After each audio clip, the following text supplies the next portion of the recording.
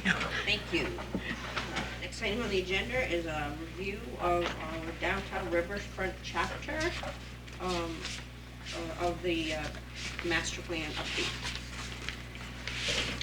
Yeah, so the board has in front of them is a chapter that was dedicated towards the riverfront. It's covered under the RSA. It's more of like a neighborhood development chapter, which the RSA permits. And specifically, it allows communities to focus on certain areas of town where they want to create special attention in order to create a cohesive plan that aspires to achieve whatever goals that the community or the planning board within the chapter wants. And typically that's done through understanding what the community wants through visioning sessions, surveys, and in other community outreach efforts.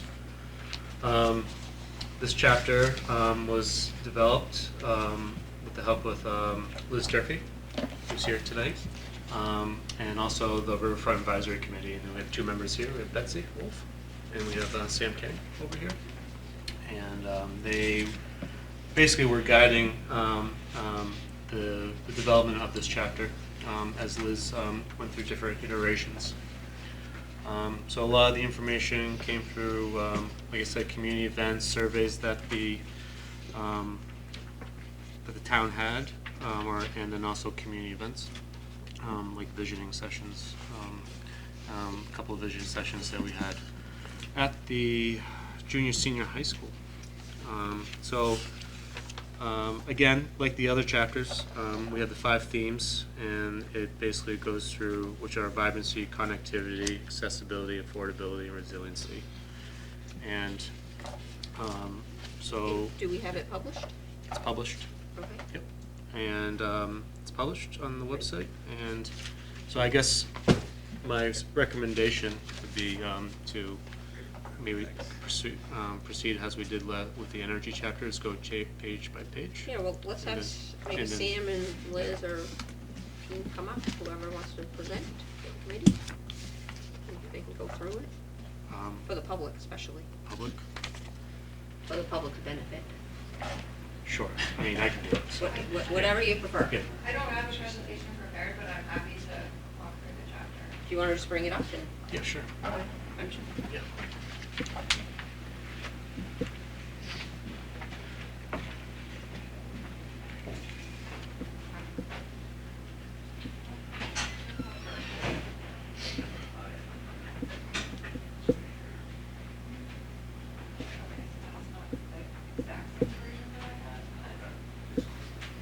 Yes, it doesn't have updated maps, I think, Oh, but yeah. SRPC has those now. Are we up here? Hot seat? Yeah, and so we can kind of give an overview as we go through this for the public who's watching. Yeah.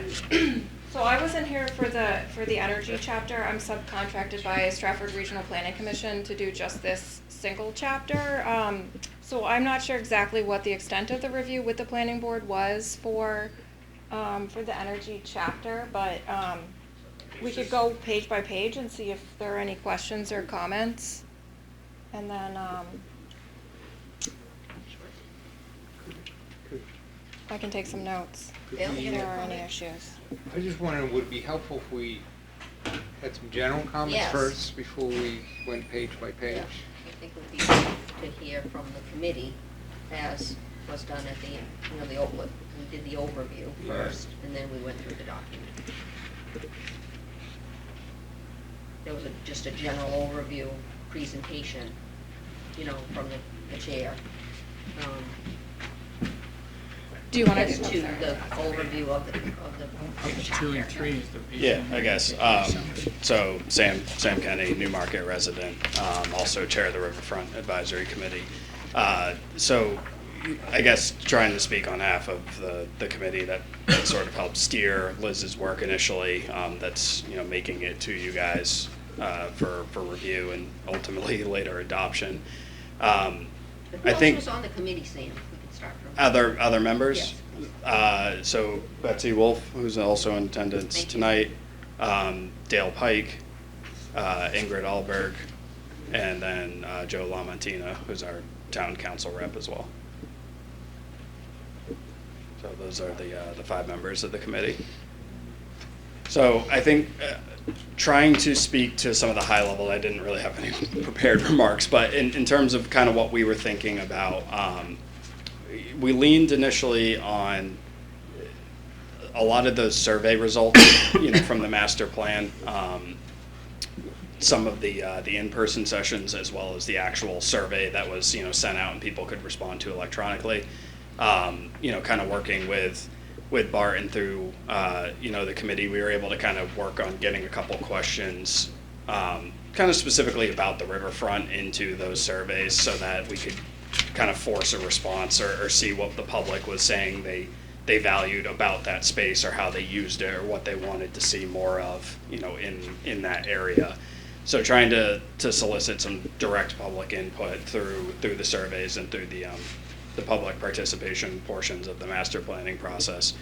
And then kind of on top of that, just marry it with things that we've been discussing, at the advisory committee, really since its inception about, some of the larger goals of increasing connectivity down at the riverfront, of, working to implement, some like ecological erosion controls, living shorelines, things like that, as well as just hard infrastructure improvements, improvements to Shanda Park, which is, obviously a loved and utilized space in town, as well as the culverts at Moonlight Brook and some of the other more just, physical components down there. So I guess trying to marry the concepts of some larger, infrastructure needs, call it infrastructure goals, and then marrying that with public input about what people like to do down there and what they want to do more of down there.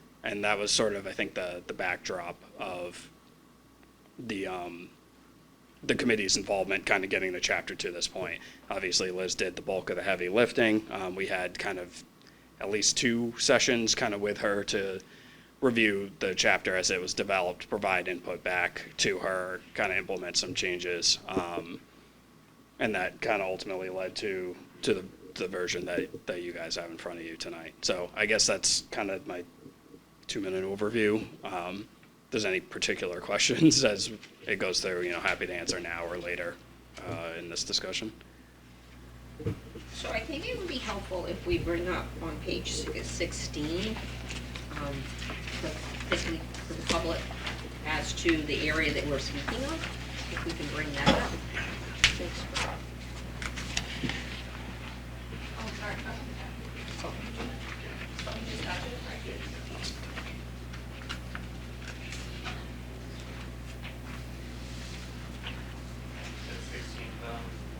Yeah, that's the, or any of the maps that show a particular area, but that's the one that jumps out at me. Maybe page 5 might be just the general area. The other one talks to connectivity. Yep. That's the one. Oh, perfect.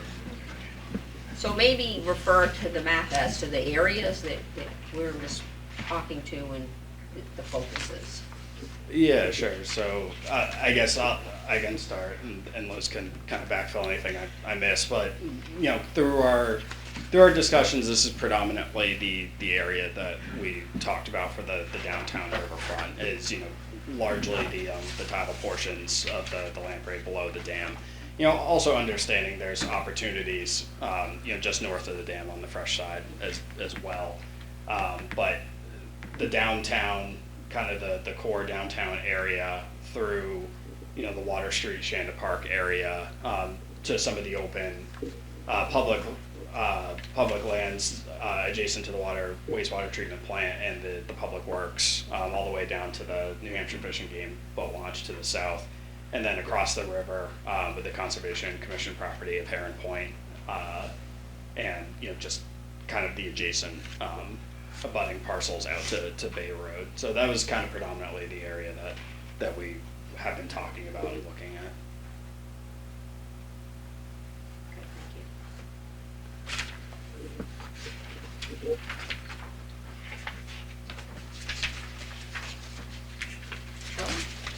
you have anything else that you want to at this point? No, I think as we go through each chapter, we can just bring it up, or each page. So I think Liz, like you suggested, just do a page-by-page approach, and anything comes up. Yeah, I can definitely do that. I would add to the overview, I'm not sure if everyone was able to participate in the Plan New Hampshire design charrette. But that was a really good opportunity to get a lot of diverse professionals in the room to kind of think really big picture about different opportunities related to the downtown riverfront area. And there were quite a few public input sessions and then also stakeholder sessions which you may have participated in. So some of the ideas and some of the drawings that you see in the chapter came directly from that process as well. So it's really nice to have that line up with the master plan development. Is the best way to go through this page by page just stand over here, Bart? Yeah. Okay. Yep. All right. Yeah, let me... There we go. All right.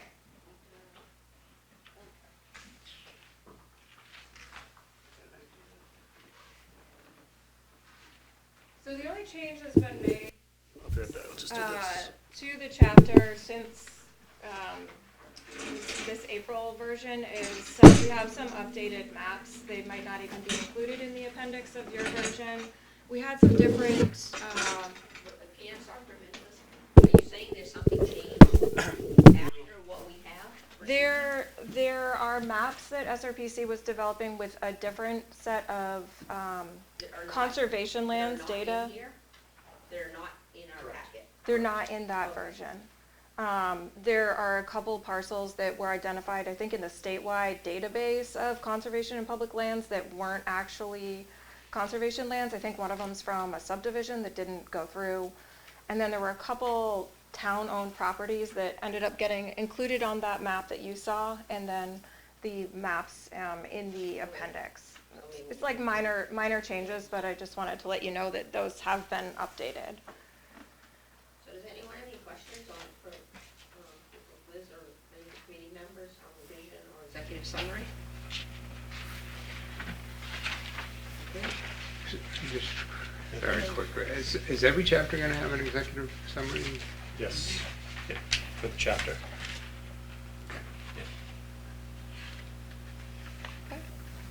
Do you have a question or comment about that? I'm well. Is it repetitive? Is it? A bigger comment is just worried about the concern of the length of Yeah, this whole just in thing. general.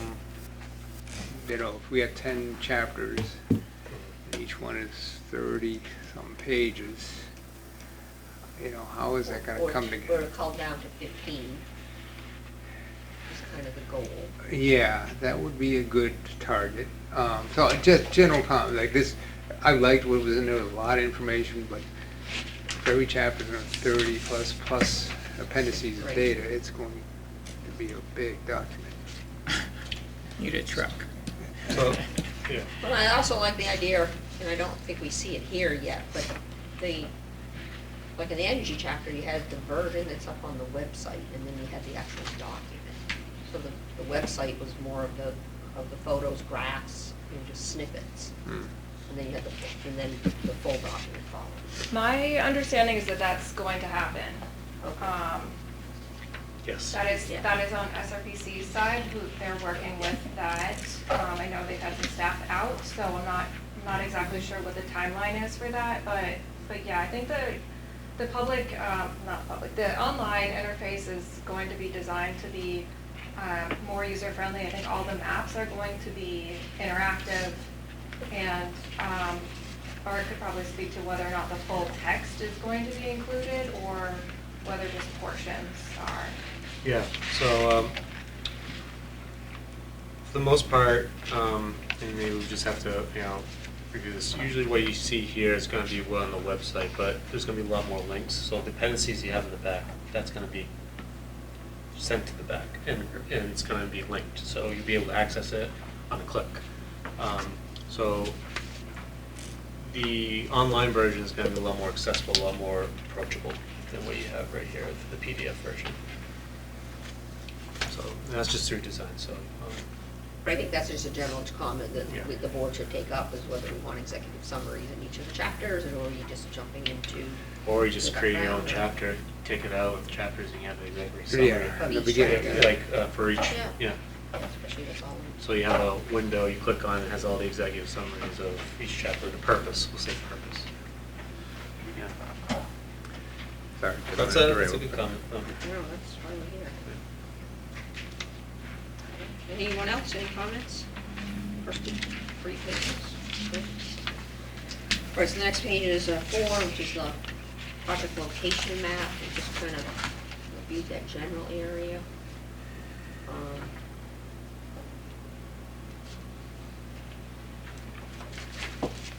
Again, we get into kind of some redundancy areas here.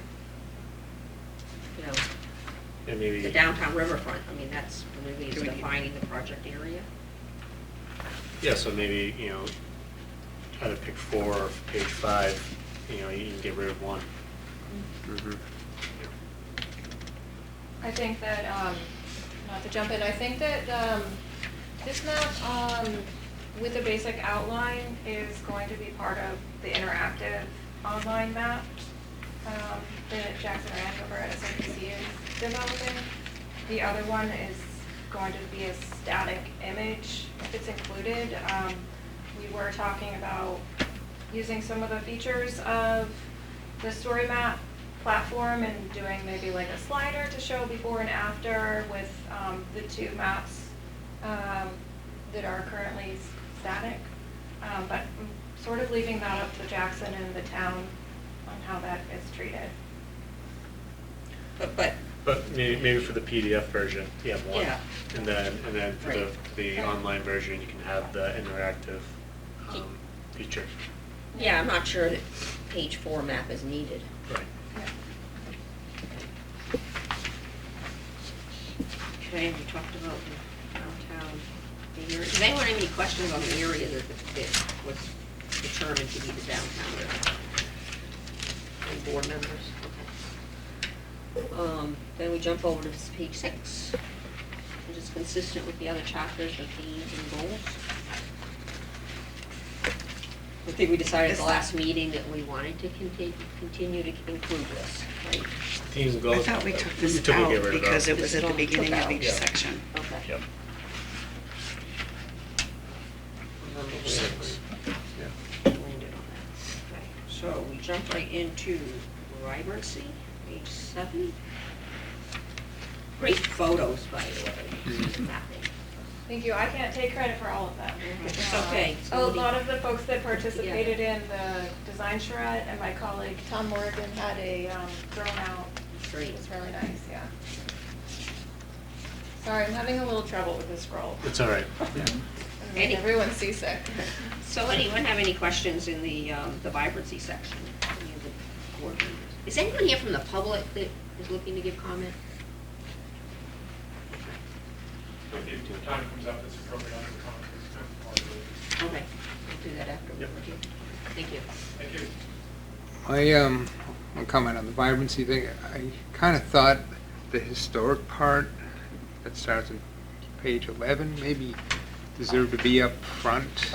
That's sort of the founding part of the town and how the riverfront has been such a key element of founding of the town, and then get into sort of the current uses rather than starting with current descriptions. You could argue either way. I just thought, to me, Well, I think it gets to the point of that this focus of the town on the riverfront started so long ago, right? Right. As you said, there's another section where there was the actual quote. I can't remember, was that from the 1700s or? Yeah, I just read it, yeah, so it's in the 1700s that you So I mentioned think it. that's a good point. And then does a lot of the detailed information within that historic past of how all of this land was acquired go into the appendix? you're right, right. But, yeah, so much, and maybe even a little bit about the importance of the mills. I mean, how they served, the Civil War, I guess, or, I believe uniforms, or even World War one. Yeah, I don't guess think this that's is it. supposed to be more future looking, so I think it's important for the context, but it doesn't need to like dive too much into. know. Yeah, I know. the And that's background. gonna be covered under cultural and historic research. I'm okay, that's true. Mhm. I mean, I do like that the chapter basically highlights all the points of interest and just gives a brief summary of like what currently it has and a little bit of what is looked at to improve it. So I think it's a good little summary of all the different areas. But I agree that probably putting the mill stuff maybe up front and then moving to some of the newer stuff. I That mean, makes it's such a sense. big area that has so many different focuses, you know, when we go back to the map of each of the sections, I think it is good that you've pulled in some background on each of those areas. And not to lose any of the information, Yeah, I but think does this, some of the information get moved into, because this is won't all be hypertext and links, right, to go into the appendix. I think this first one under vibrancy can spend more time explaining some of the areas, and then the later goals can just highlight more of the changes or improvements or vision for it. Not that the other ones get too repetitive, but there might be some way to kind of leverage some of the background up front in this area, trim the other areas, if that's the goal of the board.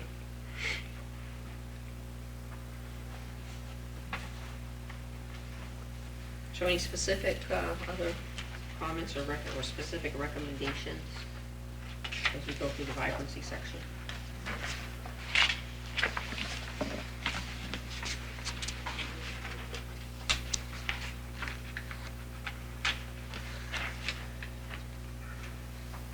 I guess on page 14, how does the board feel about the goals? Any major goals? No, I thought, you know, I mean, obviously we want to rely on the committee's input of what they felt the goals were for each of the Yeah. specific. I think Yeah. you should still have the opportunity to comment on them. No, I understand. I think, and I think they did a good job of keeping them concise. These goals have a little bit of action words to them. Some of the other goals, felt like we could have used a little more action words, and sort of how we get there. You're talking In the about action plan? In the action? Well, even in these goals in the text, on page 14, I didn't have as much of an issue, but when we get to the next one, Okay. it could have been expanded a little bit. Right. Talk when we get there. So we're all good with the vibrancy section? Okay, connectivity.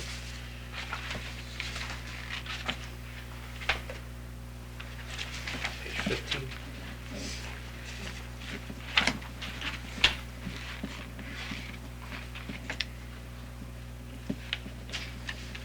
Yeah, that's a great map, because it is kind of highlighting and pulling in what some of the goals are for connectivity as to future options, if you will, potential areas. Yeah, and I think it's just, That's it important. should be emphasized, you know, these are areas of focus, not necessarily, like, sort of goals, not necessarily, Yeah. you know, concrete. But I think a lot of these potential connections would be required in order to obtain or develop in order to meet the goal of connectivity. Right, and it goes through an extensive process.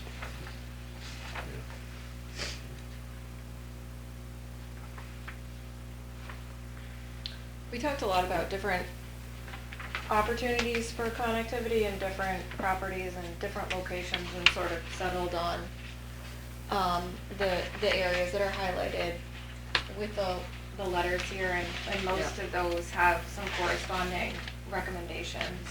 That was kind of a big thing in the design charrette too, was really working on connectivity. So I like within the areas how you're connecting once you're down there. Was there any piece of this that talked about how people are actually getting access to these areas, whether they're coming from other parts of Newmarket? So kind of the broader connectivity of getting to these points. I think once you're there, this details a lot of like getting from point interest to point of interest. Or is there kind of like a zoomed out, like, is it easy for people to use these things in general to get there to, or is it kind of tucked away and hard for people to access? We talked a little bit about using wayfinding and kind of connecting with the arts and culture goal of using art to help people recognize the proximity of the downtown and Main Street businesses. And we talked a little bit about opportunities to bike through town in a safer, easier way, and then sort of access the waterfront that way. We talked a lot about parking and access to Heron Point, or lack thereof, and those topics.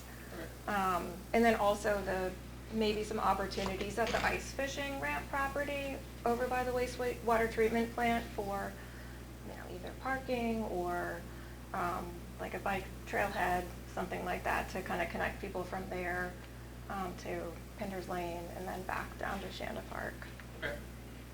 So it wasn't like highlighted as much as maybe like a transportation chapter would be. But, Yeah. And we did not get into a lot of discussion about parking outside of the Shanda Park parking area. There's some comments on that, but we didn't kind of look at the availability of parking in proximity to the riverfront. Yeah, I think within the purview of what you guys are tasked with, that makes sense. I think maybe for us when we get to the transportation chapter, Right. and I think we talked about this last chapter of like kind of tying some of these that are looking kind of narrowly at a certain thing, but how is it kind of coming together as the master part of the plan? And I think there's opportunities for some of that to feed into each other here. I noticed the idea of the bridge is not represented here. Did the committee just conclude that that just wasn't realistic? Yeah, A bridge over from downtown to Heron Point. There was a lot of discussion about that and a lot of public input. Yeah, there were discussion at several of the committee meetings. There was some additional public comment at the committee meetings, and a general leaning towards this is a big cost, and it would have a significant impact on cost, budget, town budget, view sheds, and things like that. And also a discussion about, yes, the intent of Heron Point is to provide open space access for people, but is the quality of Heron Point as a sanctuary going to be impacted by a bridge too? So there were kind of a lot of discussions like that, and I don't think there's any recommendations related to pursuing that further, but it does exist in the Charette report, if the town wants to explore that more.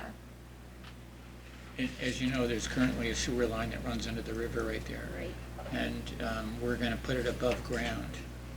And so so it's gonna be on a bridge. And so we're not sure what bridge it's on, but people have been looking at that. Yeah, I would have thought that the pedestrian bridge over the dam would have kind of been mentioned earlier, like right up front. I mean, that is such a key element to getting people from Bay Road to into downtown. I mean, it is mentioned on page 19, but that is such a key feature. Of the connectivity of the whole space. Yes, that if we didn't have that, we lose a lot of connectivity. So I thought could have been mentioned early before we get into individual sections, but again. I think you just think through a geographic context, referencing the map. Yeah. So you could switch it around and put A first, D turns into A. And then See how that they goes, have it all. yeah.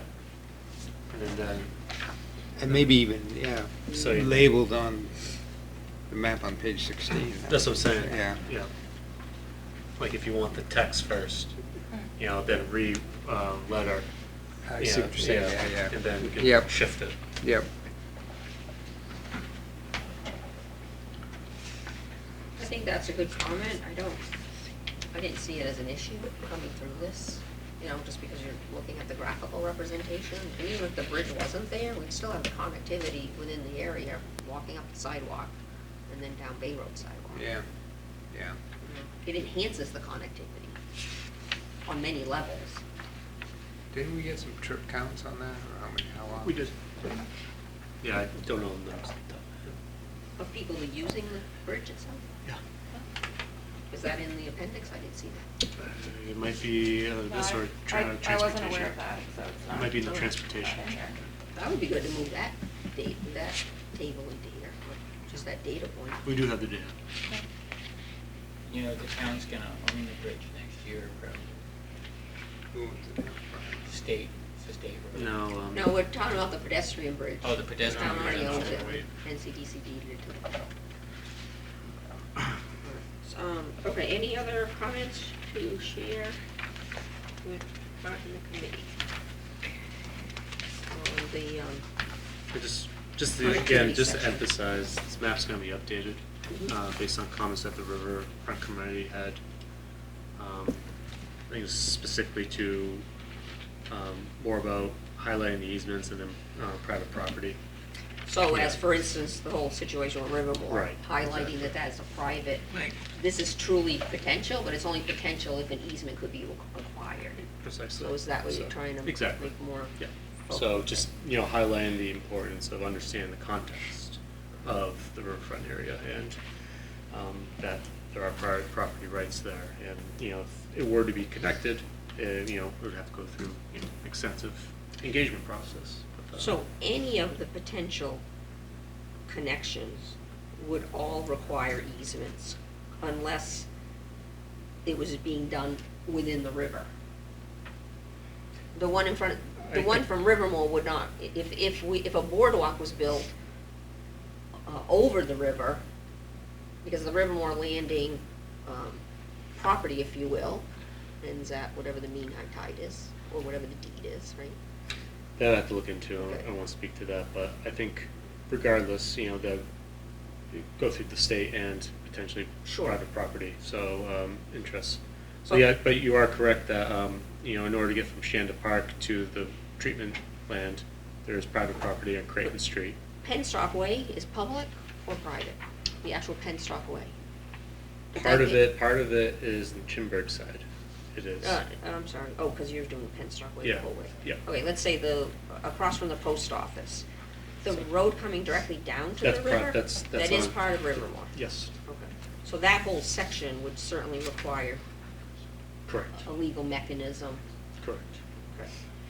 Same coming from currently Shanda Park in that area, the boat launch, would cross over private property to get to the town property.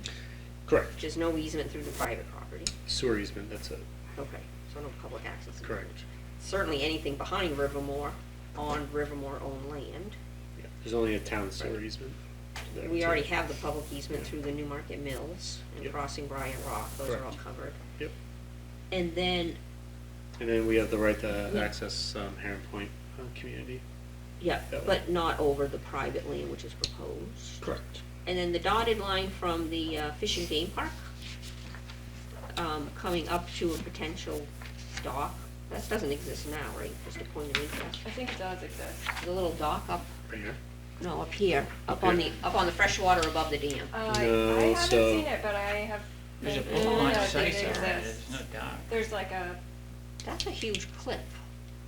No, Well- there's the access.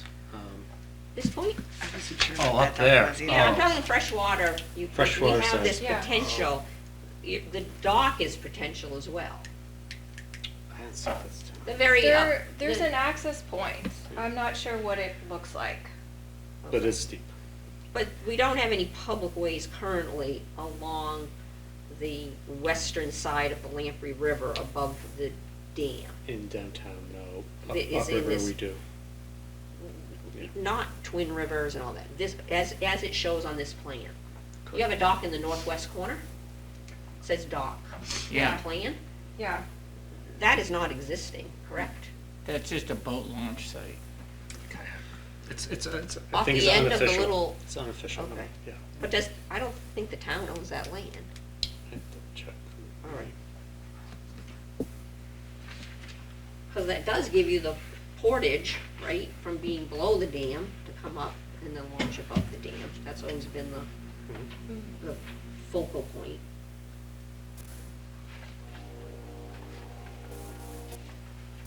I just don't believe there's a dock there now. And if you look up a river when you go over 108, you don't see a dock. I think dock is a loose, liberal Too use strong of a dock. term. Yeah. There's no dock on the left, on the west side of the river,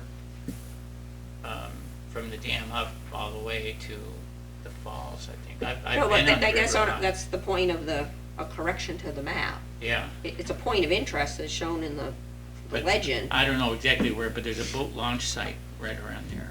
but I guess is the question, is the thought there'd be a potential dock there or a potential launch there? Yes. I didn't know what the think committee there's was community. thinking. I thought there was a launch, maybe not a dock, maybe the word should be changed to launch, but, if I'm not correct about that, then. Yeah, because you there's can kayak change that, rentals too. there. No, That's way Scott, further No. up the river. That's further up. Oh. Scott, we're talking above 108. Next Oh, to the you're talking about bridge. the very first one? Yeah. Okay. Okay. So that's a question, the launch question. Yeah, And there's that is how you describe also the Fish and Game, which is similar because that's quite a drop as well. That's a launch, though. Yeah. You're talking about the one next to the treatment plant. Yep. And then, I mean, there is a path through there, up on the hillside. The question is it currently owned by the town? Is that a public, is it just a historic path or is it a public easement or? The dotted line, so all the big dashed lines are potential, so they're not existing, but the road, the class 5 road, Pinder's Lane is. public. Yeah, I'm still up on the upper end there. Oh, sorry, I thought you were So down you there. have it identified on this plan as potential connections, right? Yeah, There already is a connection. There's an old, like, path, road that comes right at the corner off of Elm Street that kind of goes up along that side of the river. I don't know to what point. Yeah, it's cliffy. But there is, that's already existing. The question would be, is it really a new potential, or do we already own it as a town? So therefore, the map would just simply change that it would be a right-of-way dot as opposed to a dashed. Because it may already exist. right. The parking lot. We'll look into So it. yeah, just look into the applications. So any other comments on I think connectivity? Bill did on the goals, right? Yeah, I struggle a little bit with these goals. It seemed too generic. Establish a cohesive riverwalk. Is that a physical present, or is that a plan document that lays out this cohesive riverwalk? I didn't know, I mean, it's an obvious statement, but I don't know, what does that mean? How do we get there? Developing a plan, or just ultimately we get to a cohesive? Because we need a plan first. I would think so. Is that the goal of the committee, is to really get a plan developed? I think it, do I need to go to Oh, Just pass it on. Thanks, Sam. Yeah, I think some of the intent for that was, the goal is to develop a cohesive, like have it actionable, usable, identified, like you can go here, here, and here, connect these areas here, here, and here. The exact how that occurs, I think, is kind of intentionally vague about route, path, needs, all of that. So I think that's the committee's thinking at this time. A I think- plan and implementation. Yeah, develop a plan that can be implemented for a cohesive Riverwalk. We went into a little more detail in the recommendations Yeah. with respect to these items, but, I mean, certainly if they're not consistent from chapter to chapter and, we want to make them more consistent, then we could flesh them out a little bit. I was a little curious on the fourth one, enhance connectivity downtown riverfront to the broader region. Are we talking boats? Is that what we're talking, or, I mean, how could we make more connectivity to the broader region? I don't know. There was some discussion about boats in the design chart. We didn't really get into too much of a discussion about like day use access, dock space, in the downtown riverfront, but I think our kind of perspective was more to Zachary's question earlier about connecting the downtown riverfront with other areas. So how do you get to the riverfront? Are you aware of the riverfront? How do people from out of town know about the riverfront and some of those kind of connections to other, we talked a lot about New Road, cycle routes, Bay Road, and kind of improving those, the connectivity of that route, which kind of goes adjacent to the downtown riverfront. So maybe, I think if we add for water and land-based activities, because then that will just pull all of them together. Cycling, walking, vehicle, Yeah. boats coming here via the Lamprey River. Does that address? Yeah, I think that gives a little more context. If you want someone, Before we move on to the connectivity, mind if I speak real? I thought, if I was going to kind of like do the planning board input and everything, and then open to the public, because I have to open the public. Oh, I just know if there's a timing thing. No, I think it'd be better Sure. to circle back. Let's just make sure we leave in time. Yeah, we definitely. All right, any other comments on that, Bill? Nope. Okay. Accessibility and affordability? Comments here.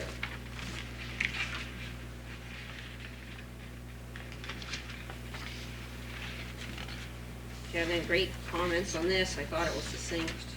I thought it hit both aspects. Bill, did you have any thoughts on those goals? Or anyone else on any of the other components? Nothing stuck out to me when I read through it previously. Okay, You know, just I like 6, there's a little more detail and more specificity, coordination across departments, boards, commissions, committees, that kind of gives a little more direction. How do we get to these goals? when I think when you come into the action plan, it expands on each one. Yeah, I just, Yeah. be consistent with how we phrase our goals.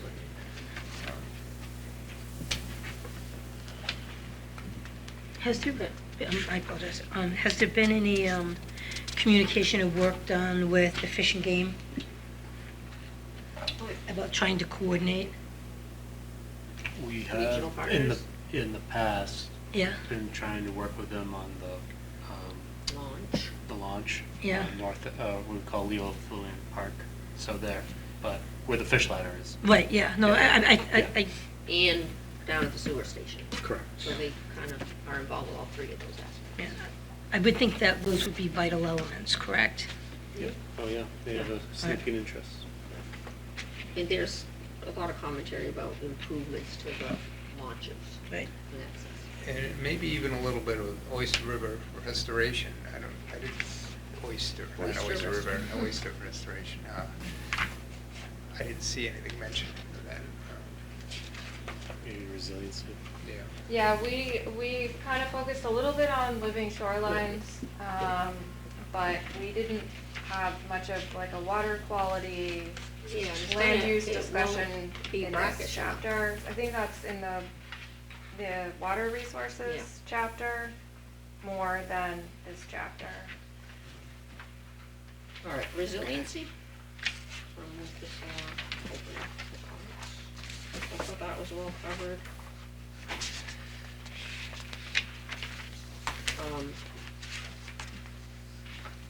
And again, this is going to drive capital improvement plans for building resiliency to that area.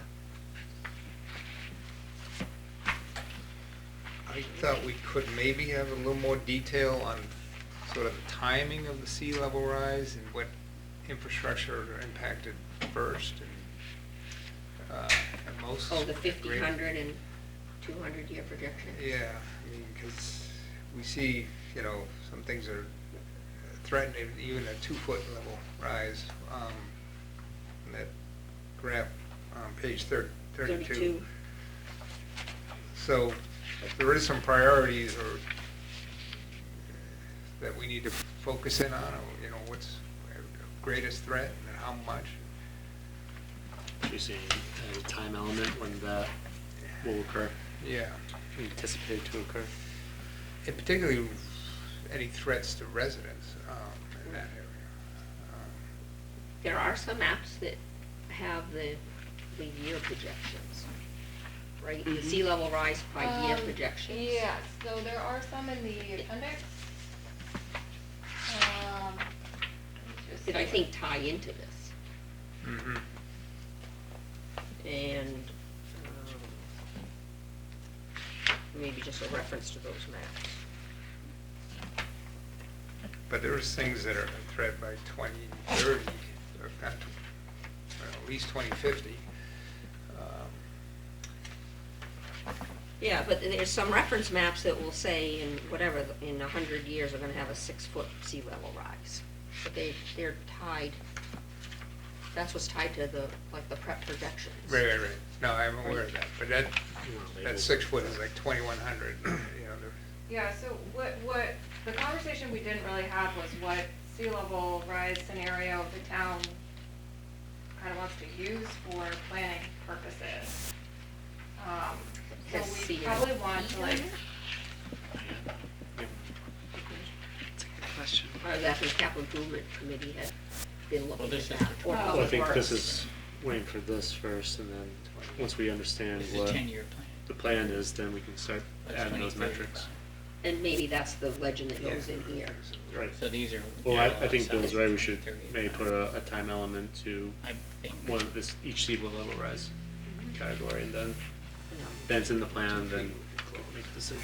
I think it helps make the goal that's already there, which is incorporate climate resilience, but it makes it a bit more actionable, knowing what's our timeline. Is it a Right. short, medium, long-term action? Because it's identified in there, but Right. that's lacking that actionable element. Any comments on the goals?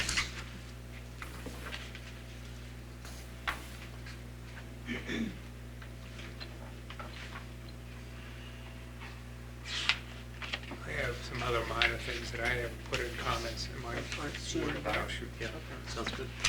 All right. So, And some of I- this stuff talked about like kayak rentals and other things, like how the town is leveraging this area for economic use. Was there other chapters that touch on anything like that, like what the town is doing for Yeah, there'll be a recreation chapter. Right. Yeah. Yeah. Save that for then. Yeah. All right, so if anyone has any other comments as to any of the appendix information, just, I would forward those to Bart. Unless there's anything that someone feels they need to share with the board right now for discussion. To get some kind of consensus. You good? And I think the goals are pretty straightforward. All right, I will now open for public comments. Is Liz, any? can I move that mic over there? Thanks. Thank So if you. anyone who's here from the public to speak on providing any input to the planning board or ask any questions of the committee members as to this particular chapter. So I would need your name and address, please. Hi, my name is Michael Yankee. I live at 125 Main Street Okay. on Newmarket and Rivermore Mills, Rivermore Landing. I'm a board member over there, and came in today actually to speak with Bart, just to make the town aware of kind of what the outcome was of the charrette meeting and some of the other discussions around the property behind Rivermore, and ask for the town's help in doing exactly what Bart actually did without being asked today, is that just to make sure that people do understand that it is private property. It always has been private property. If anybody's on Facebook, I'm sure that you've seen a lot of people assume that it's public property. We do pave it, we do plow it, we did build the seawall as opposed to what people put out there. And as a result of the riverfront charrette publication and meetings, when the maps came out and it looked like it was more of a public access, the traffic behind the building picked up significantly during that period, which traffic is traffic, but then it also led to people assuming that it was public space, and we have chairs back there that are privately owned. People were in the chairs were broken. I know I personally came home from Logan late one night, and people were drinking beer down by the river at the picnic table, and the picnic table was broken a couple of days later. Those type of things are pretty impactful to our area. We're trying to be good community members. I don't think we've ever been, and accused of anything other than that until we put a couple of signs up and somebody posted it on Facebook. But we're just trying to have people understand that it is private property, and if you guys could make that as part of the discussions, because when you have these discussions about how it could be used, I think that people interpret that as go ahead and use it. And that really amps up the volume, and people live on our first floor. It's not like Bryant Park where people are up above, and it's not like our neighbors where they're on the second floor and it's just their garages. These people are walking by 10, 15 feet from people's windows when they're going to bed at night. There's people coming through late making a lot of noise. So we're not trying to be ogres, but it is a very personal situation. I ask people all the time, if this was your own backyard and you looked out at 5:30 at night and somebody was sitting in your Adirondack chair drinking beers, I'm sure you wouldn't go out there and have one with them. You'd probably go out there and ask them to leave, and that's kind of the situation that we're in on a regular basis. So I've told Bart the board's open. I've invited him to our September meeting to come in and discuss, possibilities about what ways to make things a little bit easier for everybody. But I just ask if you include us in more and more communication. And then when you do talk about it, you make it fairly clear that, as it is, it sits and it has sat, it is private property. It wasn't ever something that we're trying to take away. Maybe So. red mark maps or something, so appreciate you. Thank you. Yeah, because that can easily be done. And that has much to say about that. Perfect. Anyone else from the public would like to comment on this chapter? Name and address, please.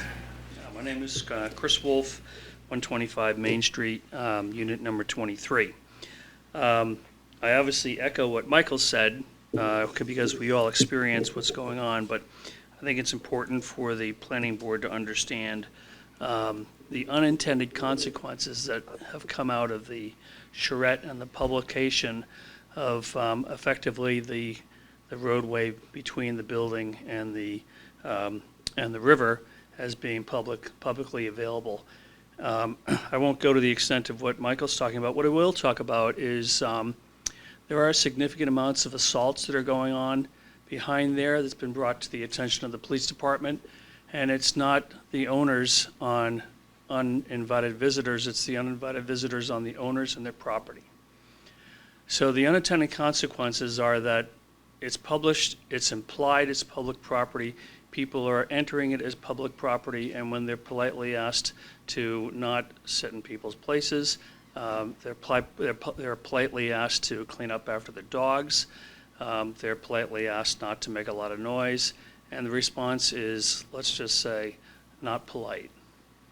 To the point where we had somebody come over a couple weeks ago who spent the day trying to pick fights with owners of the property and board members and things of that nature. And we have had to have conversations with the police department about that.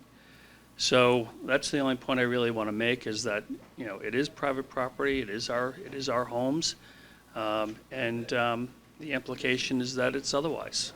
And we hope that as you go through the process of trying to find a way to make the town better for everybody, keep in mind that the property belongs to people.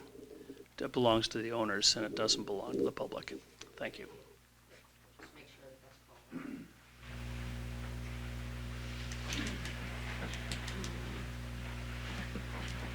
Betsy Wolf, 125 Main Street, number 23.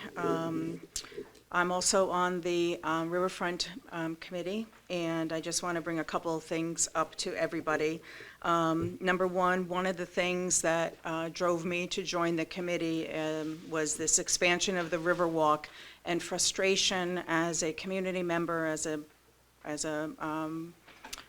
member of the community, that I had a hard time recognizing that the town wants to expand the Riverwalk when they can't maintain what they've got.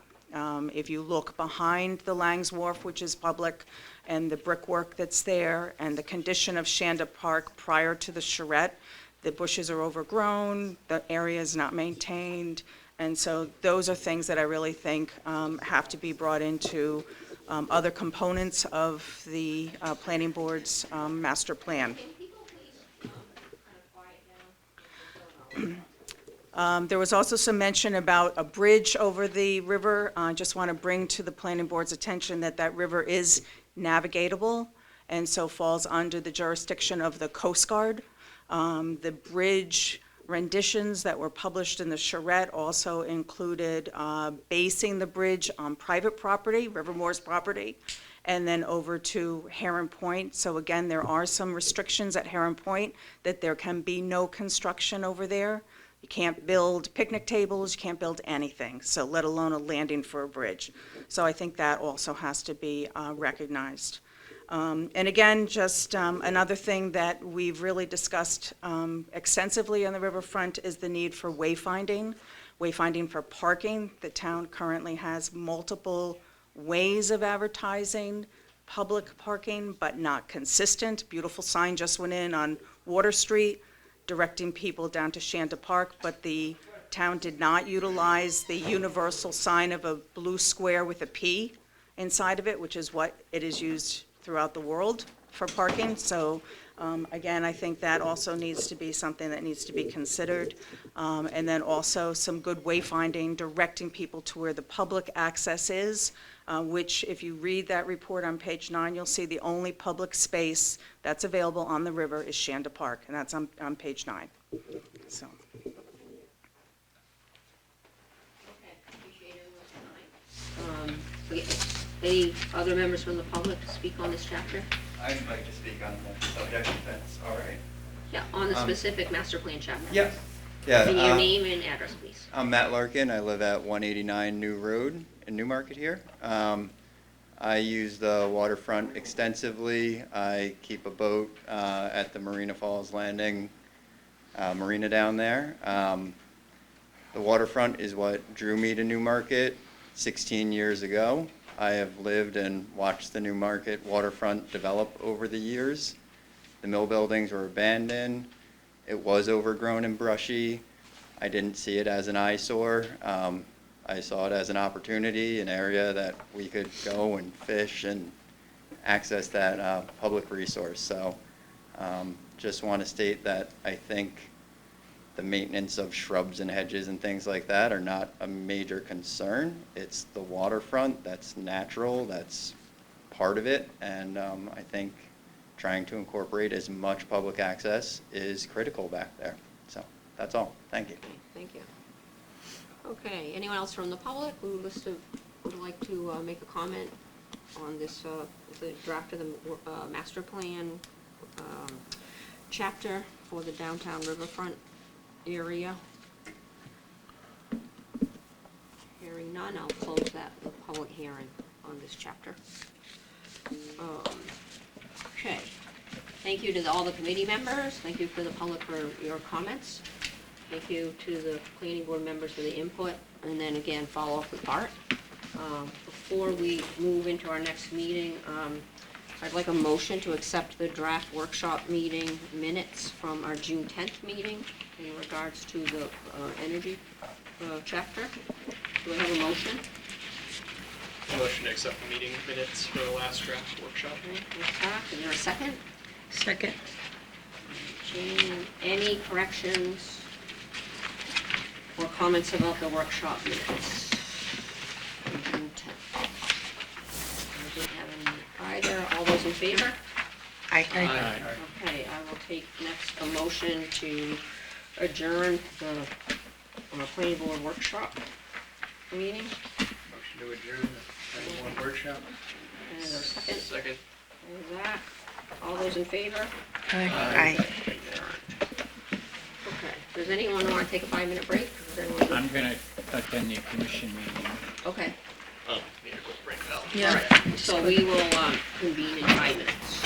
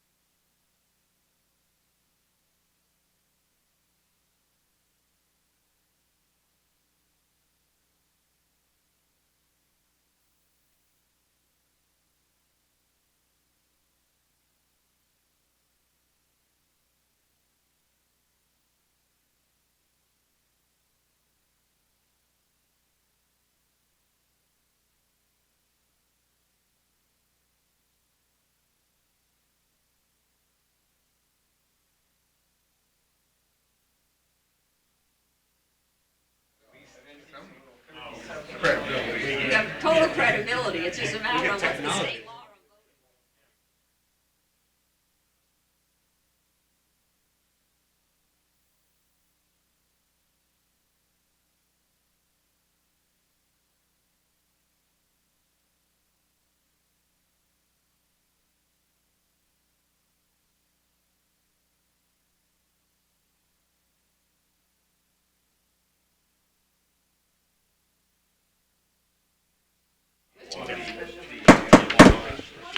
Good evening, everyone, and welcome to the Planning Board meeting for July 8th. We'll call the meeting to order at 7:08. If everyone will please stand for the Pledge of Allegiance. I pledge allegiance To the flag of the United States of America and to the republic for which it stands, one nation, under God, indivisible, with liberty and justice for all. Thank you. Our first order of business is public comments. Is there anyone here tonight that would like to make a public comment on an item that is not on the agenda? Hey, can people hear me in the audience? Yeah. No one here making comments on non-agenda items. I will close the public comments. Next, review and approval of the June 10th meeting minutes. Has everyone had a chance to review them? Bill, you will be appointing you to sit in for Eric? Eric's an alternate. Oh, sorry. Yeah. And I can't appoint you for Scott, so. Jeff. For Jeff, thank you. Okay. Any comments on the agenda item, the meeting minutes from last month's meeting? Can I have a motion to approve? Motion to approve the meeting minutes. Okay, there's that. Is there a second? Second. Okay. Any further discussion? Changes? All those in favor? Aye. Aye. Thank you very much. Next item on the agenda is application pursuant to RSA 676 :4, 32-155. The Wetland Protection Overlay District in Appendix B of Site Plans of the Municipal of the New Town of Newmarket, New Hampshire, in regard to an design review application requested by applicant 200 New Road LLC for the proposed residential development comprising 23 single-family age-restricted units with associated utilities and infrastructure, while disturbing 3,600 approximately square feet of wetlands and their associated buffers for the purposes of connecting the development with municipal water by extending an existing water line located on Forbes Road and connecting the proposed road of the development to New Road. Properties involved in this application are located at 200 New Road, tax map R3, lot 56, within the B2 zoning district, and wetland protection, overlay district. Okay, so this is a design review application. Under section 202 of our subdivision regulations, the board and applicant may engage in non-binding discussions beyond conceptual and general discussions. We can address more specific design, planning, and engineering details, provided that the design review may proceed only after the formal public notice is provided, which has been given. Any statements made by board members shall not be the basis for disqualifying any member or invalidating any action that is taken. The applicant will pay all the appropriate public notice fees, which they have done, and they shall provide all required materials and information required for public notice, which they have done. The design review meetings are strictly optional to the applicant. Such meetings can be very helpful in identifying and resolving problems in an application prior to major design investments by the applicant. So this design review meeting is especially appropriate for receiving any comments on general road plan of a major subdivision and for reviewing the concepts for an open space development subdivision, which is, I believe, what is proposed. So at this point, I would ask the applicant to speak and just give us a general overview. And, Certainly. Any questions you might have of the board. Thank you, Madam Chair. My name is Joe Coronati. I'm with Jones & Beach Engineers, representing the owner and applicant. We have with me tonight, I have Rob Graham from the ownership side. We have attorney Kevin Baum working for us as well. The property that we're looking at tonight is off of New Road. I have the existing conditions plan on the screen in front of me. this is sheet C1, the first page in my plan set. This gives you a kind of a look of the entire property, the topography, the wetland locations. The site is currently entirely wooded. It was part, this is going back in some history here, but it was part of a much larger project many years ago, dating back to the late 70s, early 80s, where there was a industrial park contemplated to go from Route 108 out to New Road, crossing the rail bed. That obviously never happened. Complications with crossing the rail bed occurred. There's been many changes to the environment of this area. And the property basically has sat vacant for 45 years, where it never ended up getting developed. Some work did happen on it many years ago. The roughing in of the beginning of the roughing in of a road.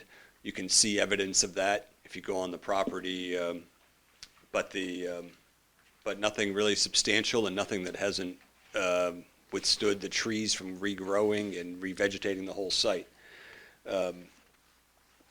The property really became challenging because of the fact that it was zoned industrial, and the area clearly is not an industrial zoned or industrial used area. This is New Road.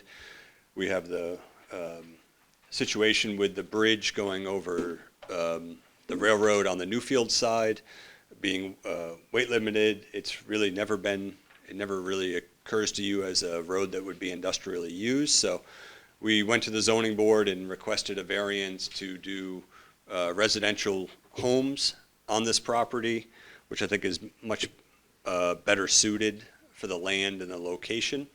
You'll have to take the microphone with you. I will. I'm just scrolling. I'll come back to the. I can't scroll from there. Yeah, it's delayed, yeah. So. But I can't do it from the. Yes. Oh. That's the up down, or the on the microphone maybe. So this is the overview plan of what we're proposing. The front of the property towards New Road would be the area we'd be looking to develop. This would be 23 age-restricted single-family condominiums. So this would be a private road, private development with age restriction on 80% of the homes, typical to the state requirements of the for age-restricted housing. The homes would all be basically designed and developed for first-floor master bedrooms. Usually there's a second-floor bedroom and an office upstairs, which seldom get used. This is a very common style house that we're looking at, that we've used all over the seacoast for this type of housing. Very desirable first floor living, does require somewhat of a large footprint. And that is what we've laid out, 23 single family homes. These homes would all have individual and/or, not all of them I guess, mostly would be individual septic systems. Some of them might end up having to have community septic systems where 2 or 3 units have to join together based on the topography and just the layout of the site. Some of this still has to be, a lot of this has to still be vetted in the field. We've also we're showing a water line connecting to Forbes Road. I'm going to bring this with me. The Forbes Road is kind of hard to see on this plan, but it's this little nub over on the left side of the plan. This is where the end of the pavement of Forbes Road is. We would, the plan is to bring the water line across the railroad tracks, this being the railroad tracks here. This would be directionally drilled under the railroad with obviously they'll have some oversight and involvement in that aspect. And then we'd bring the water line through the site and out to service the homes. If for whatever reason that is not achievable, we have the space in the rear of the site to do a community water system, which we can do without having to deal with crossing the water line, crossing the railroad. We have the space to do that and service the units. So one of those two ways will be the process for how we provide water to these units. That area that's hatched on the on sort of the back end of the property, we have that reserved as a recreation area. We do not have defined plans for that. We are thinking about somewhere where we would have at least a clearing or area to be outside, have a little more yard space. The areas between the homes and behind the homes, we're hoping to keep the woods as tight as possible to the homes there, and then we would have walking trail, kind of basically more or less down that where that water line is shown, crossing. There's a small crossing for of the wetlands to get to that area, and then that area would be could be used for a couple different uses, and we'll get more into that, I think, as we get into the planning board process. The old roadway, which you can see on the plan a little bit, it looks like a trail. This is this sort of double dashed line up here. We have been talking with the abutters, and we would be looking at adding some vegetation in that area, because that was one of the only areas that was cleared.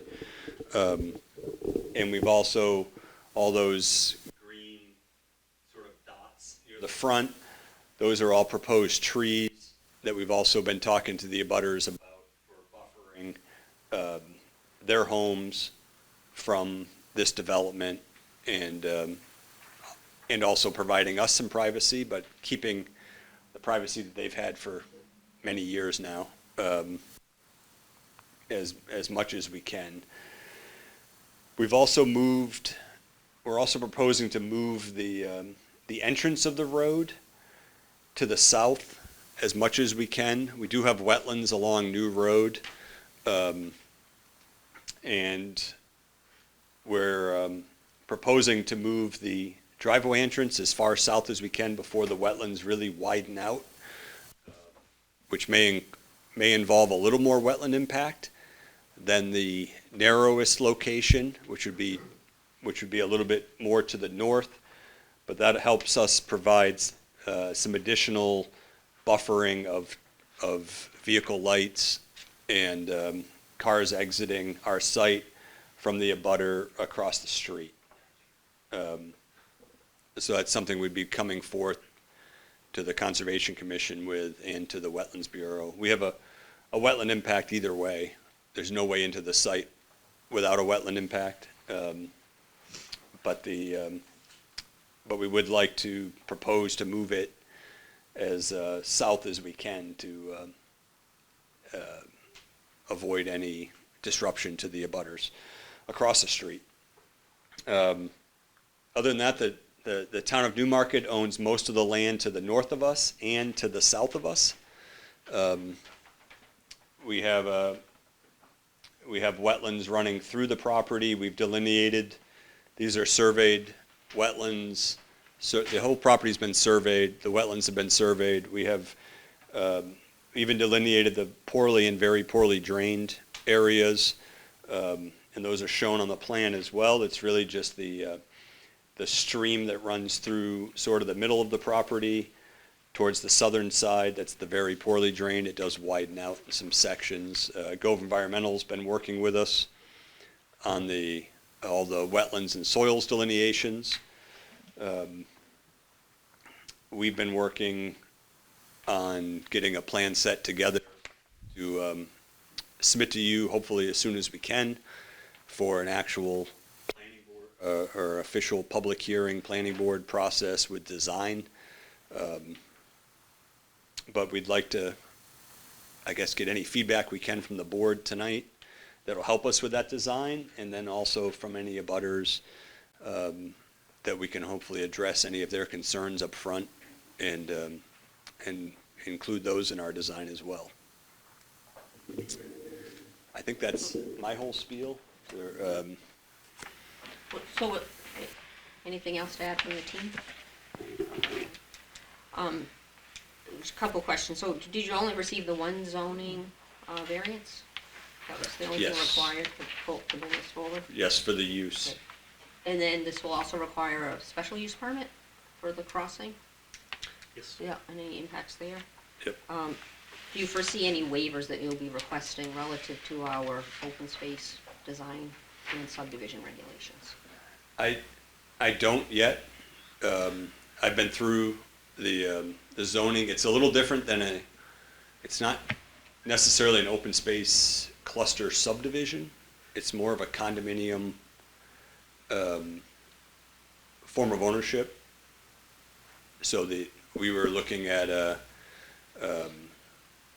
and I know there's a distinction whether you're a site plan or you're a subdivision. Being a condominium, typically you're a site plan, but I know there's certain subdivision rules that have to be followed regarding driveway, roadway design. Subdivision. Right. So I was anticipating this would be more of a site plan application than a subdivision, but We require subdivision for condominiums in Newmarket, correct? And the state law allowed us to do that. Yeah, double check. But I don't think we've changed our regs. So that would be something to check. Yep, we'll follow up on it. All right, question. Yeah. You have on the plans the 50-foot septic setbacks from wetlands. Are you just referencing the state setbacks versus the town? yes. So how would the plan change if you had to implement the town setbacks? I believe that town setback's only 25 feet for structures. For the septics, you have 50 feet on the plans. Is there a different town setback for To septic? the wetlands? For septics? Yeah. Yeah, it depends on the The wetland and it's the a prime soils one. type. Yeah, And have you, it's not prime one. right, the prime wetland map doesn't include this area, the current one? Correct. It's 75 feet from very poorly drained. But I Right. think that should be something to check. None of this is 75 feet. Well, I shouldn't say that. The only very poorly drained soils we have, it runs right through the middle of this. If you look kind of closely, you see a 75-foot septic setback from very poorly drained soils label. So we do have 75 feet from the very poorly drained soils where that is greater than the 50-foot that comes from the poorly drained edge. But most of this, I'd say almost 95% of the site is poorly drained soils that are the overriding situation. So we're only 50 feet, only required to be 50 feet from those soils. Okay, and that's what you're showing. Right, we're showing both, but it is a little confusing that every now and then the stream gets close enough to the edge of the wetlands that the 75-foot setback overrides the 50, if that makes any sense, hopefully. And then you mentioned that Gove did the wetland mapping. I'm looking at their notes, so that was January of 2025? Yes. It just says January, but it was just this year. Yes, yeah, it's very recent, and they've been out, yeah, more recently than that when they did the very poorly drained, but Does the board have any questions of the applicant? I know Bart had one. Well, I know, I'll have Bart. Okay, so you talked about septics. Was there any tie to town sewer that's expected? we do not, no, we were not anticipating connecting, because the sewer, the water line got brought to almost the end of Forbes Road, but most of those buildings are actually on septic systems. Okay. And the sewer is almost all the way out, basically is out to 108. Okay. Yeah, there's no plan, but that would just be a whole different challenge of trying to go through wetlands with that, so that's what I was asking about. Right. I don't want to rule it out completely. If we run into, we still have a lot of test pits to dig. If there was something occurs with the test pits that makes it look like septics are not going to work, then we could potentially pump up through and out to Forbes Road and Route 108 if we had to, but that's not our preference. Any other board members have any question of the applicant? Okay. So I imagine the layout and the spacing was dictated by the septic system requirement. Not really, actually. It was really mainly just, there's clearly sort of, at one point we had a layout that crossed over this wetland and had additional units out here. In working with discussions with the town staff and abutters, we cut it back to basically only working in this one section of uplands, and then it was really typical building spacing. You know, you can put homes close together, you can put them further apart, but you have to pick at some point. I thought I saw on one of the plans that was part of our packet, 1 acre lots. And I thought that was pertaining to septic design requirements, certain loading, certain type of soil type, you got to have a certain amount of space. What are you referring to, Bill, in this packet? Yeah, yes. Well, the packet we got before the An meeting. email? Yeah. This is It's under the zoning summary on one of them. 1 Right, acre that's what minimum. you did the residential zoning is 1 acre. Is so what they you just were- need 1 acre. Okay. Not a lot. But the state requirements also require a certain amount of space, right? For certain types of soil, for loading. Yes, so the state has what they call lot loading calculations. Right. This being a condominium, the state would look at the whole parcel. So we have 32 acres. We do a lot loading calculation based on the entire 32 acres, because anything that we don't put homes on is going to go into open space as part of the condominium common area. And so we're allowed to use the whole 32 acres. So we have much greater than 1 acre per unit at 32 acres. You know, we're roughly at 1.5 acres per unit. For lot loading. For lot loading. And to be honest, you could do a lot more units on 32 acres based on the lot loading, because we don't have wells. When you do lot loading calculations, you have to subtract the well radius. But wouldn't there be certain exclusions for the very poorly drained? I don't think you're going to include that in the lot loading. You can't, but we have very little. I'd say 95% of that wetland is poorly drained. We have a tiny bit of very poorly drained. And we have those, I guess my question, just to cut to the chase, if you were able to connect the town sewer, would you lay this out differently? no.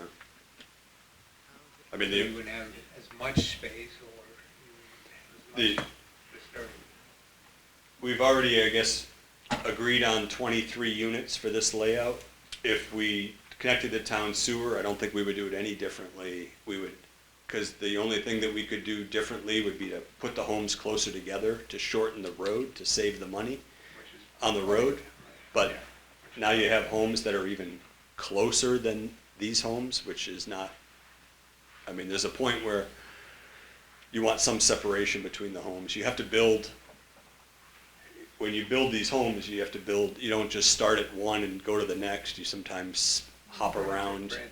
I live in a neighborhood like that, and so Yeah. I'm fully aware. It's nice to have a little bit of space and also keep the road as small as possible. So it's a balance of how much road and development do you want, and how much open space you can provide, and then the maximum amount of separation between the units is kind of a balance of the whole site.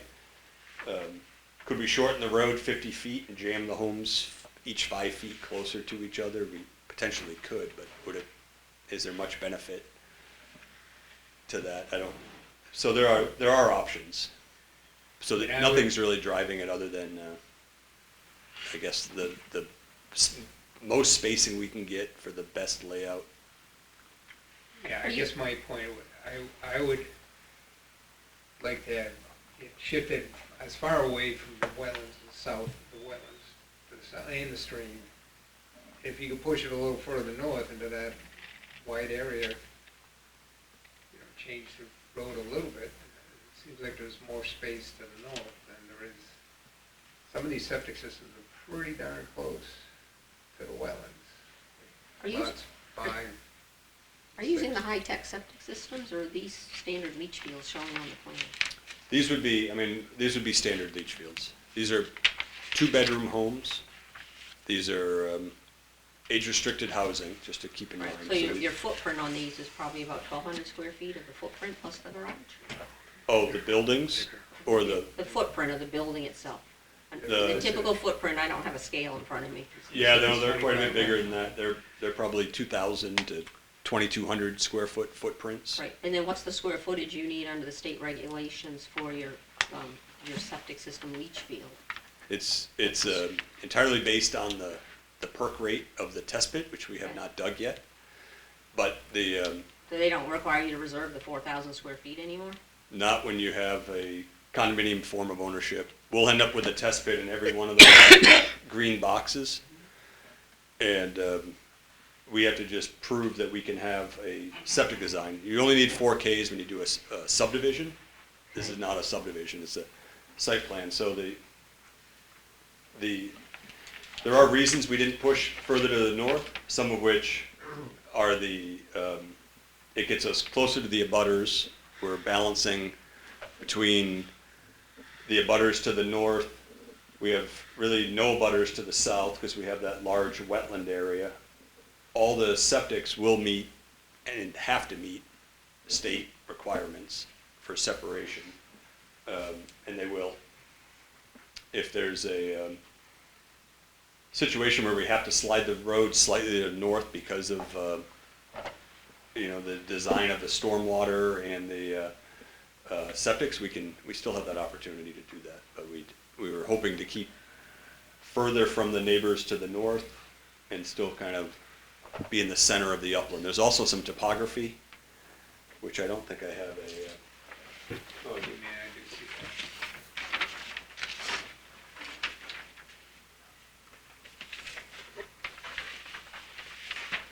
that. Yeah, it's a delay, so don't get too It's on the ambitious. existing plan. You can zoom out too, Joe.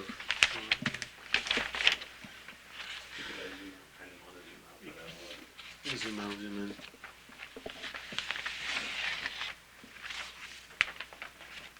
So this is that same layout with the topography thawed.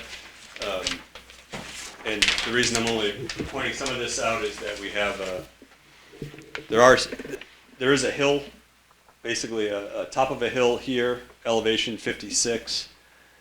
Down by New Road, this is elevation 22. So there's 35 plus feet of elevation change. We brought the road down a little bit to kind of come up at a lower elevation, so we had the room to ramp this up to get up to the cul-de-sac instead of going basically right up the fall line of the topography, which made this section have a lot more site disturbance. So it's also a balance of looking at site disturbance, and that's the reason we have a community leach field here, is that we anticipate that these units 17 through 19 will end up having to be cut into the grade, and then they're most likely going to have to pump up to a leach field. So we put those as a community field. The rest of them really seem like they're going to work well with leach fields in the back with gravity individual systems, which we prefer to do on all the units if we could. But I'll be honest, my biggest concern with this is the nitrogen loading from the septic systems. close to the Great Bay.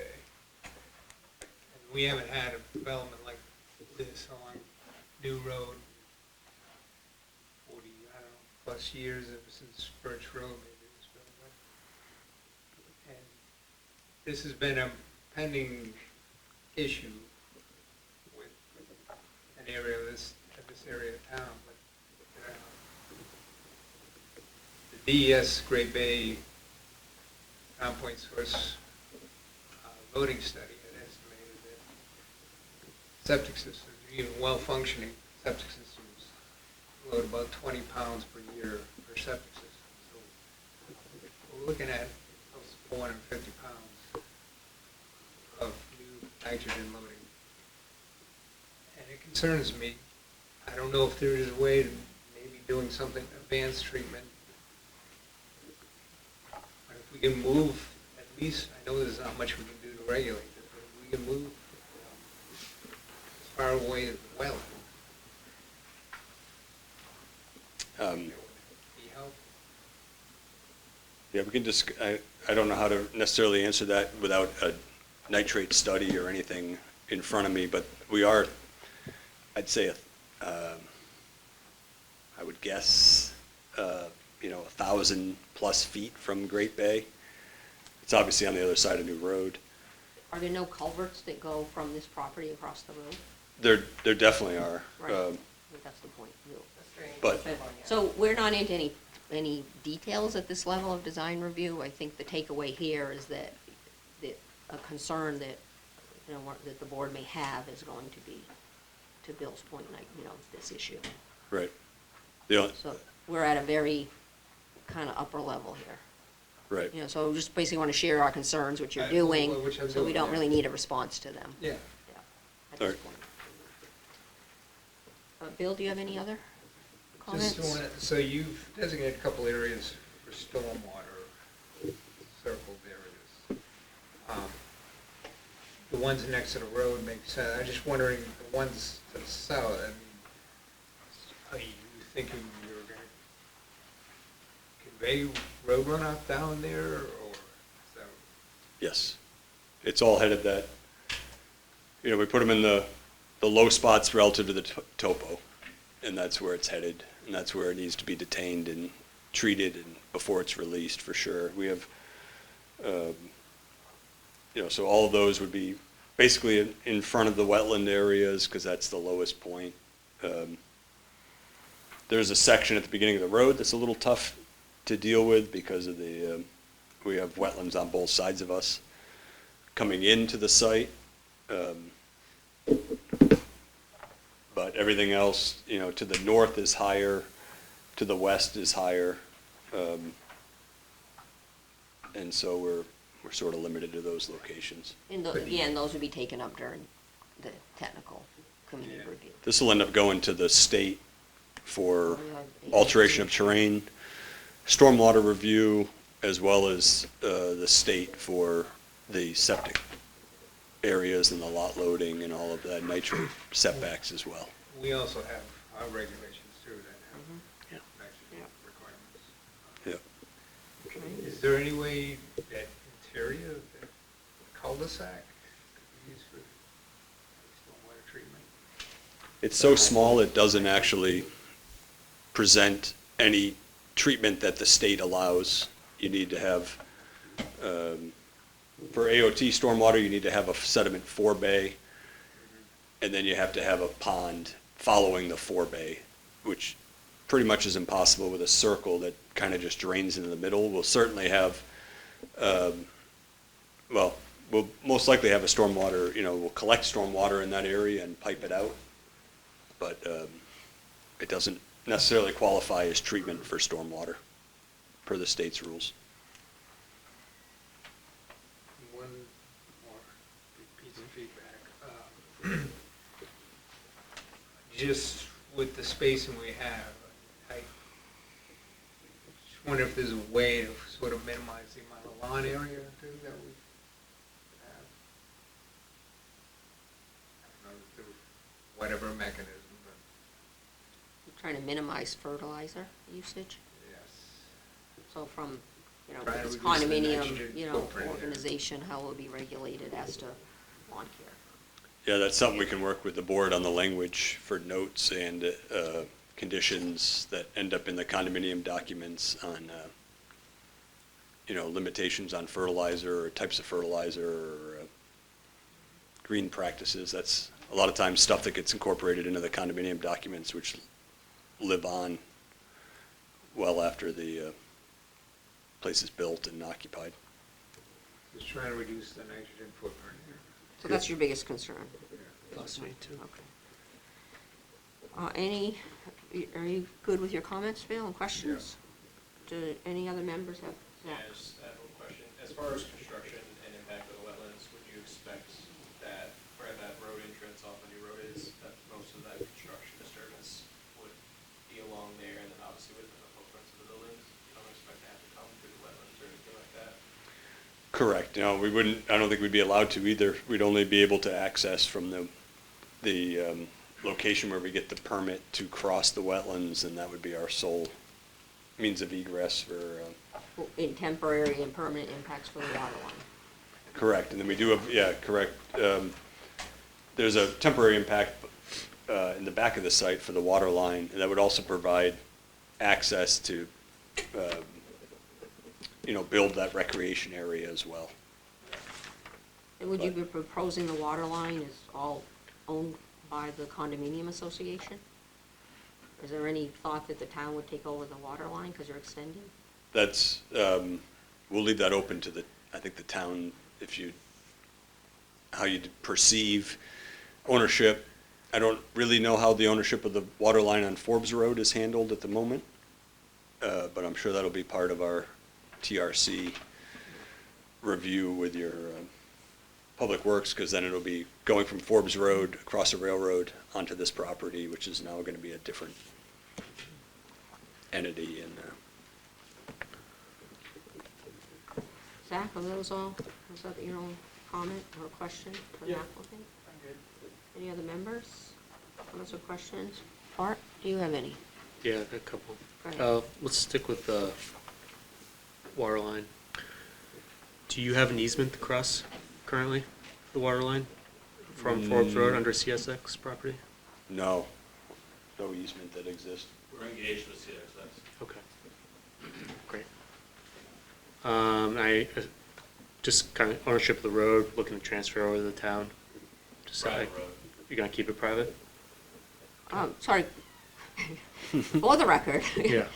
Mr. Gray, if you can come up Yeah, and sorry, speak at yeah. the, Joe. Yeah, it'll be Okay, thank you. the road's proposed as private road, Okay. no town ownership.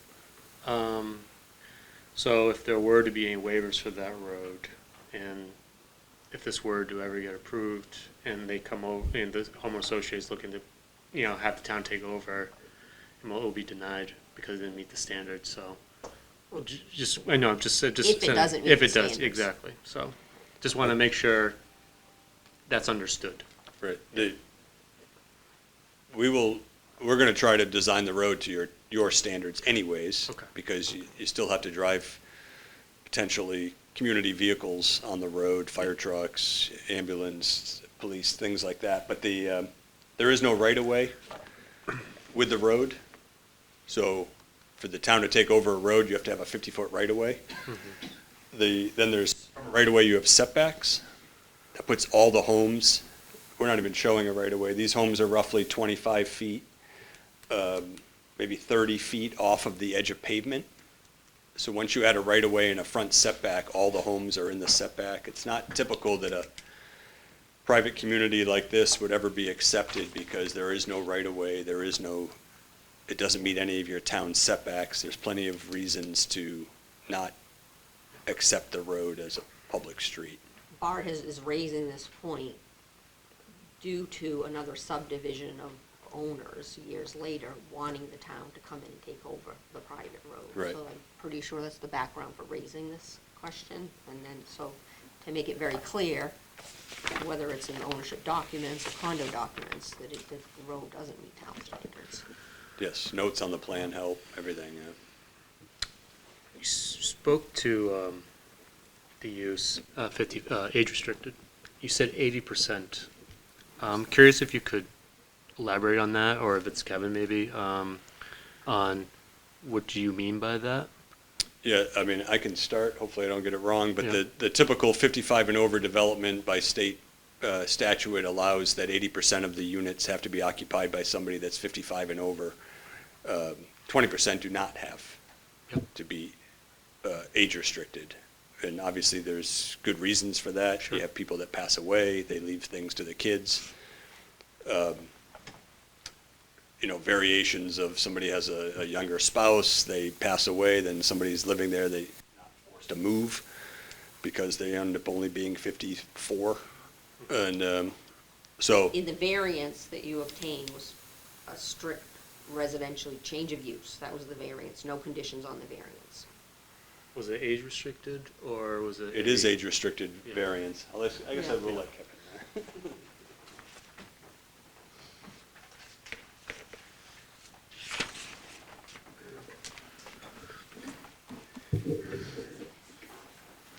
Kevin Baum, Hopeful Phoenix, Corman Roberts for the attorney for the applicant. It was just a straight request. We did present it as an age-restricted development. It was not made a condition of approval, but that is how it was presented to the board, both in the application and throughout the process. And our intent is to keep it.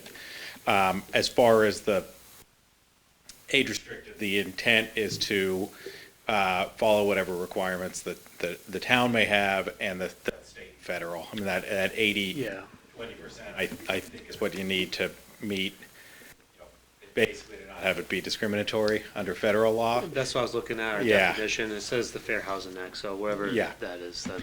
Yeah, that's and what- that's the intent, and I actually don't know offhand. I know some towns have very specific age-restricted housing requirements. I don't know offhand what, but the intent is to comply with whatever the town's requirements are, and then obviously state and federal law. Other questions maybe this is more for Joe. Housing size, you said it's around 25. Are they all gonna be 2,500? Is there gonna be variation in sizes?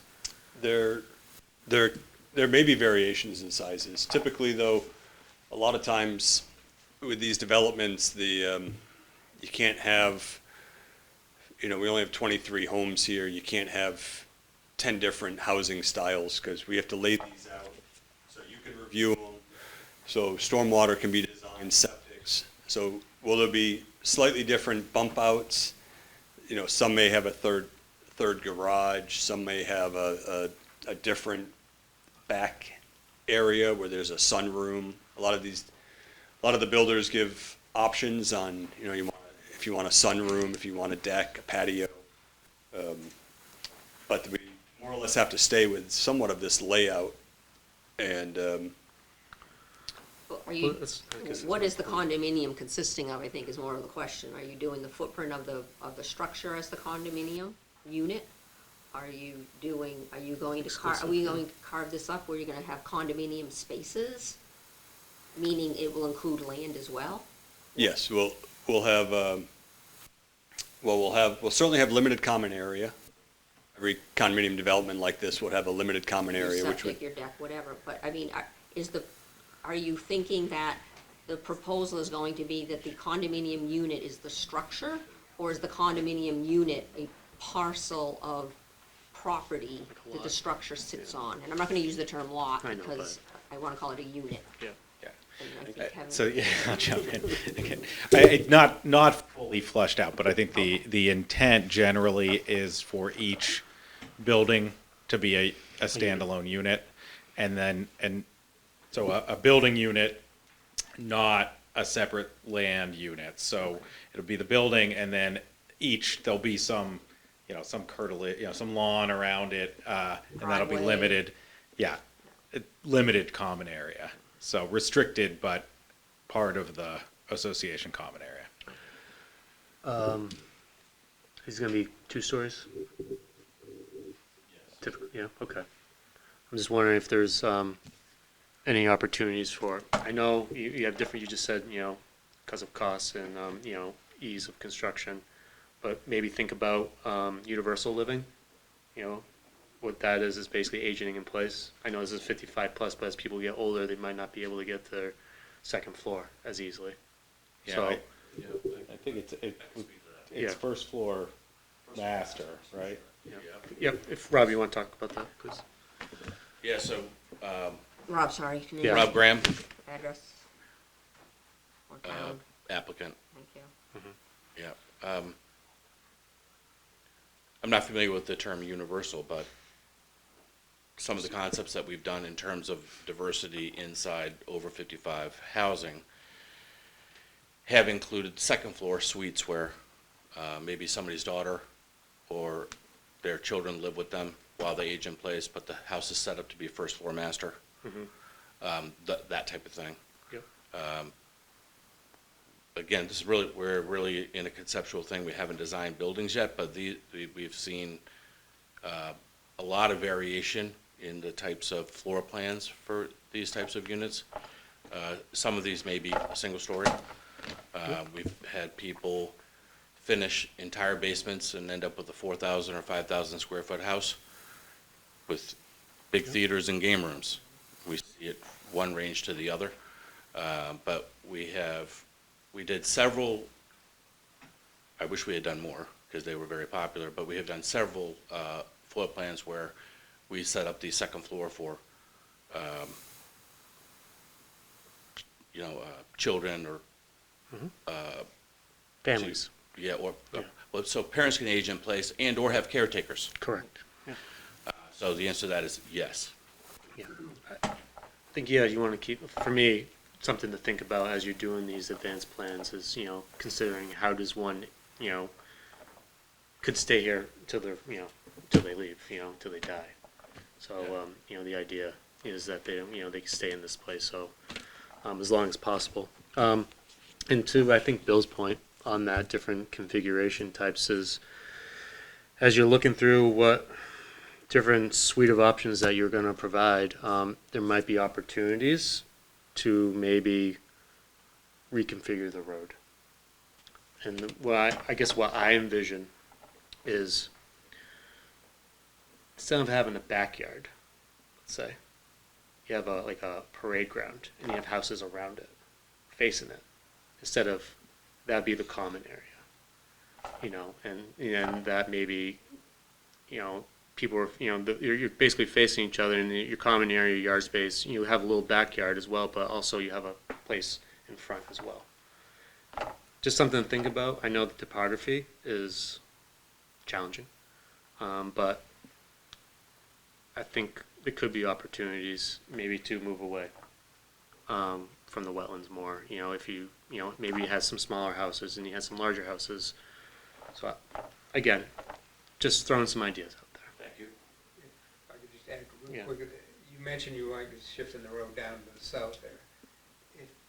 If adding another 1,500 square feet of wetland impact that gave you more room to maneuver the layout, personally, I think it's a good trade-off. If there was more wetland impact at the new road there, it moved the houses away from the other wetlands. If that happened. Yeah, we're showing the maximum impact at New Road with this concept. That's the yellow highlighted area. Yeah, no, I'm just saying. Moving it further moves us to a major permit. It's a permit that we will not get. Will you have any questions relative to our stormwater management, or, the stormwater regulations? Do I have questions? Any questions of our regulations relative to our? I'll leave that to Joe. Okay. I don't think we do. All right. I think you guys hire a traffic engineer too? Not yet. Okay. Will we, Yeah. Well, yeah. Yeah. Just preliminary. Okay. do you, first question, I guess, we don't have any questions on the stormwater. We haven't gotten to that point of the design, but when, we don't anticipate anything out of the ordinary with that. Would the board, is the board going to require more than of a traffic study that we provided, than we already provided the zoning board, you think, or? I'm just looking at regulations, so I think you qualify for a study, yeah. So we This would need be a, major yeah. subdivision. It's Right. not called a subdivision, but it will fall under major. And I think what you really need to flush out, and whether we need legal counsel opinion on it, is your desires to have this go through site plan. But I believe our condominium regs require subdivision. we'll apply under either one. I just would think like to that know which one you want You would like us the to. direction from the town as to how you need to apply. Right. I just don't want to be confused where we apply one way and then Right. 3 months later you decide you Exactly. want it a different way. No, we have that squared away. Any other comments for the applicant, Art, from your, as a planner perspective?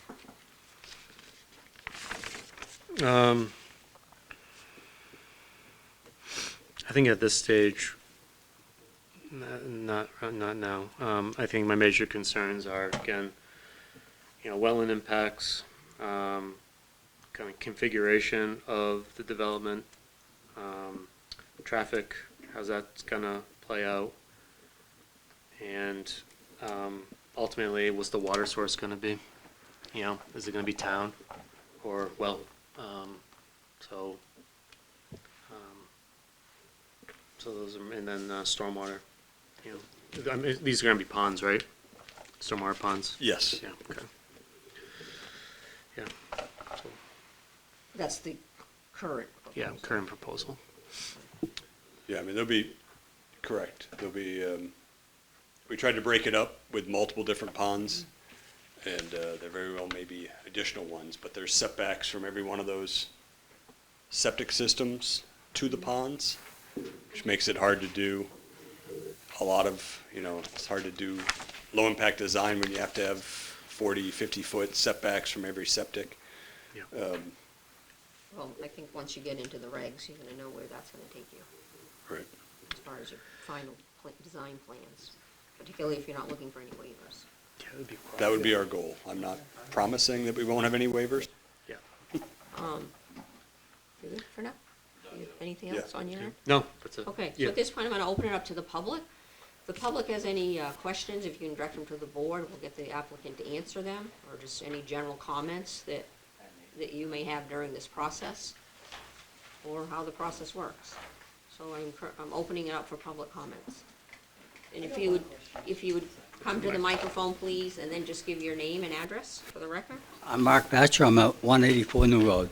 And the question I have is about the fire. I've heard a lot about the water coming over from the industrial park, but I'm wondering, are they going to have fire hydrants at the, I'm not sure what the requirement is. There So- will be, the process of a plan like this comes through the planning board, but it comes through different levels, and one of them is a technical review committee level, and part of that technical review committee Okay. are all the department heads. So we have our town engineer for stormwater, we'll have the chief of the fire department, Rick Malasky, he'll also serve obviously as the director of public Sure. works. As far as traffic, then the chief of police also is on that technical review committee, and it's up to the applicant to ensure that all of these different department heads receive full copies of any plans, any amendments to plans. The department heads then will give feedback, Sure. through the town planner as to what they want to see on the plan, or especially for, safety issues, fire protection Yeah, being because one. I'd like to know about, the utilities must be underground. I wouldn't assume they would be above the ground. And also. That's a regulation. Right. Yeah. And then you mentioned, it was mentioned that they were going to have septic tanks that maybe have to have a pump up. A couple of buildings would have to have a pump up, which means that if you lose power, you have no availability to pump up, which, I would think would need to have some sort of emergency way to activate a electric pump, whether it be The battery applicant operated may or whatever. Take that into Yeah, consideration. so that's another thing. And, Newmarket doesn't regulate, we have no town regulations relative to septic systems, but the state does. yeah. I'm not aware of their specific regulations, but they will need to apply to the state for any of their septic systems. I know that living next door to that area, we have a septic pump in our cellar, and it works. When it's raining out, it's quite a bit of water pumping out. And so they're going to have cellars, So obviously, I believe they're gonna have to have, flood walls or whatever, pump up also, because it is a problem in that area. Thank you. Thank you.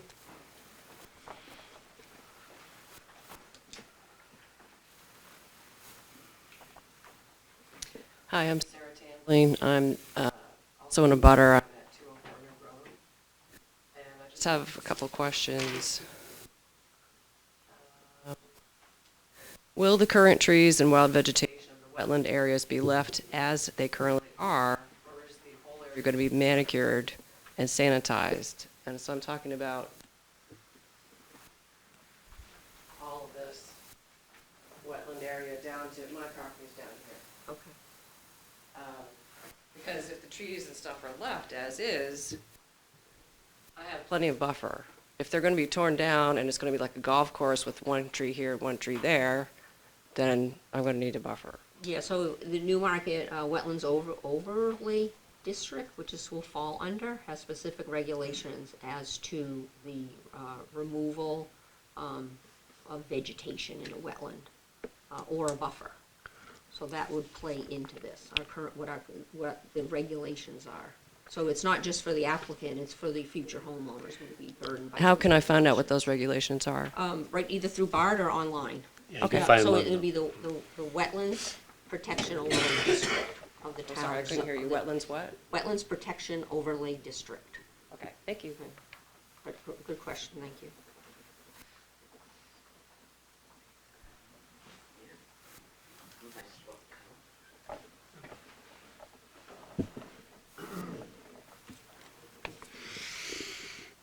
Claudia Thatcher, 184 New Road. I think we're the closest to butter. I have a question about the road coming in on the yellow part. I believe it's you. I wanted to know how far you're moving that. I can't tell by the map. Joe, could you answer that? Yes, is the question how far did we move it south from when you saw it at the zoning board? Right. Yes, I can answer that. When we presented this to the zoning board, we had the road at a little more to the north at a spot where the wetlands were narrower. But by moving it south, obviously we hit more wetlands. We moved so we were only able to move it about 40 feet further south. So are you across the road or? No. No, we're right They're next to it. door. So how far from the property line is the road being relocated down? From their house, from their property line, Correct. it's about 150 feet at the closest location. Does that answer your question? Yes, but I also didn't realize that the buffer, the green line, Yes? that's the vegetation, the buffer you're gonna put in? That's correct. Okay. That's all proposed trees. Right. Everything, sorry to jump up here with you. No, yeah. Everything to the north of that is existing wetlands, and that'll also Yeah. all stay wooded. All All right, so you're not gonna be cutting down all the trees next to my stone wall? Not at all. We'll actually be planting more trees in the wetland Right. buffer. If it's thinned, it's a wooded site, but obviously, as you probably all know, you don't always, you can sometimes see 200, 300 feet through the woods. So the trees are more meant as an augmentation of, if there's areas that are open, we'll plant. They may not all be in a line. Our goal is not to clear trees, to plant trees. And it will be on your final plans. Right. So that you'll see final plans that will show specific planting plans as to what the trees are and where they're being spaced. And this process, again, this is a design review, but when they come through with a complete application, the level of details is so much greater. In those specific type of questions, you'll have an absolutely specific answer for. Because that will be required under this, review process. I do want you to realize that this is very, very wet there. My father built a house he started in 1979, and, really never did get finished until 87, around there. He passed away in between. But our septic in the front of our house is very high because he had to build it that way. He worked for the state at the time, and it was wetlands back then, but they didn't have the restrictions that they have now. And so our house is right on the water line, just about. It was a little above until they cut the road in, and then we received the water after that. But they've been very upfront with us as far as, telling us what's going on. Rob has been. And I didn't realize, now that I look at these maps, I looked at a smaller map, but I didn't realize the back part where the circle is, that's very close to our property line. And I didn't realize how close until I looked at this today. And it's supposed to be the leach field and the septic in the back of those? Yeah, because that's the Leach fields in the town setback. The town setback is 30 feet in the zone. Right. And again, the town does not regulate septic systems as to restricting them from being in the setback. So therefore, we can't require the applicant to move any septics beyond the setback. We don't have a regulation to require that. I was taken back a bit because I didn't realize the houses were so close to the property line. That's all. Yeah, as proposed. Okay. Flavia, Joe's gonna show you something. Okay. I just wanted to point out, this is your back property line here. Right. These homes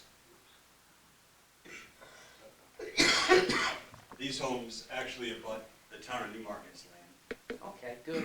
So your rear is here, which is where we have more of the wet things. Well, and more of the buffer. Right. Where we got away from the. You can draw on it, Joe, if you want. What's that? You can draw on it. Oh, Yeah, use the pen. It's right on the. There you go. Yeah. Yeah. Okay. Yeah. Thank you. Thank you. Thank you. So we won't be that close to your back property. Any other members of the public that would wish to have any questions or comments? Matt Larkin, 189 New Road. I'm the house across the street from the road entrance. First, I want to thank Rob for working with me to try and move that road down as far out of sight as possible.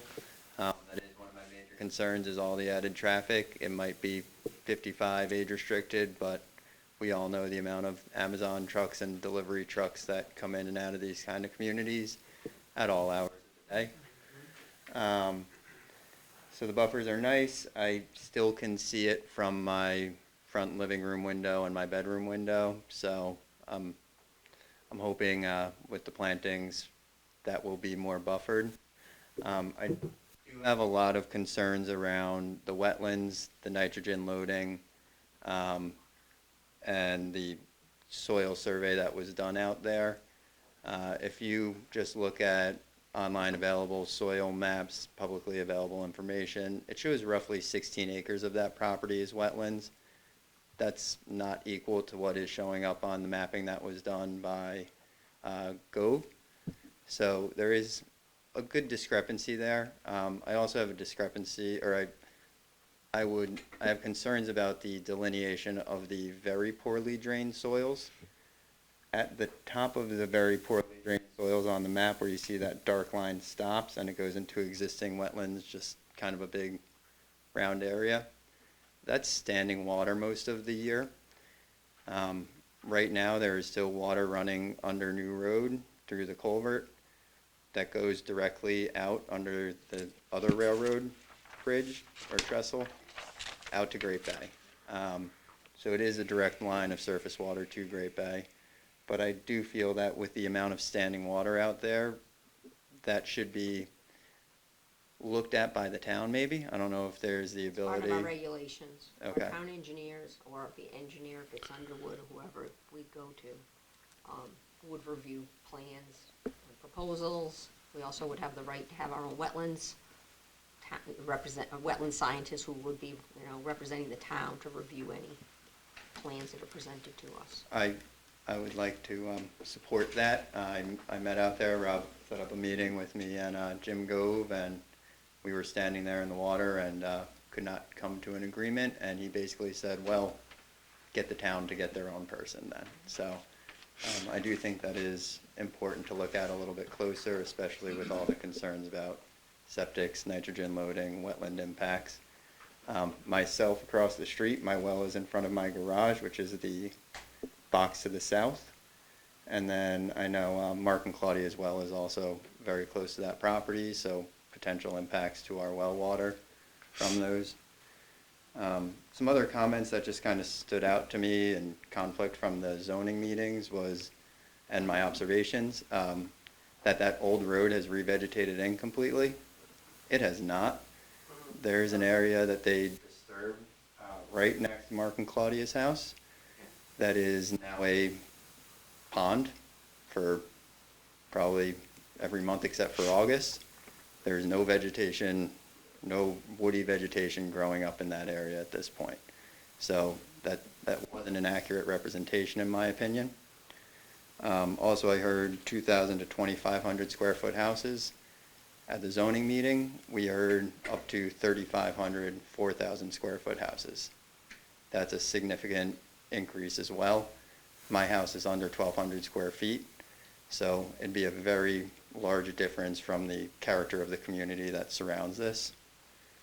Another concern I have is the stormwater basins and their location right adjacent to the wetlands. I wonder the ability of them to hold stormwater if they cut down a foot, 2 feet, and they're hitting groundwater right there. I don't know how much it can function really as a stormwater basin in that capacity. And lastly, the concern about the water line and that just being a major unknown right now. I have concerns on both sides of that, but I just think that could be looked into a little bit more. I understand this is very preliminary at this point, but those are the majority of the concerns that I have. Thank you. Thank you. Mr. Lynn?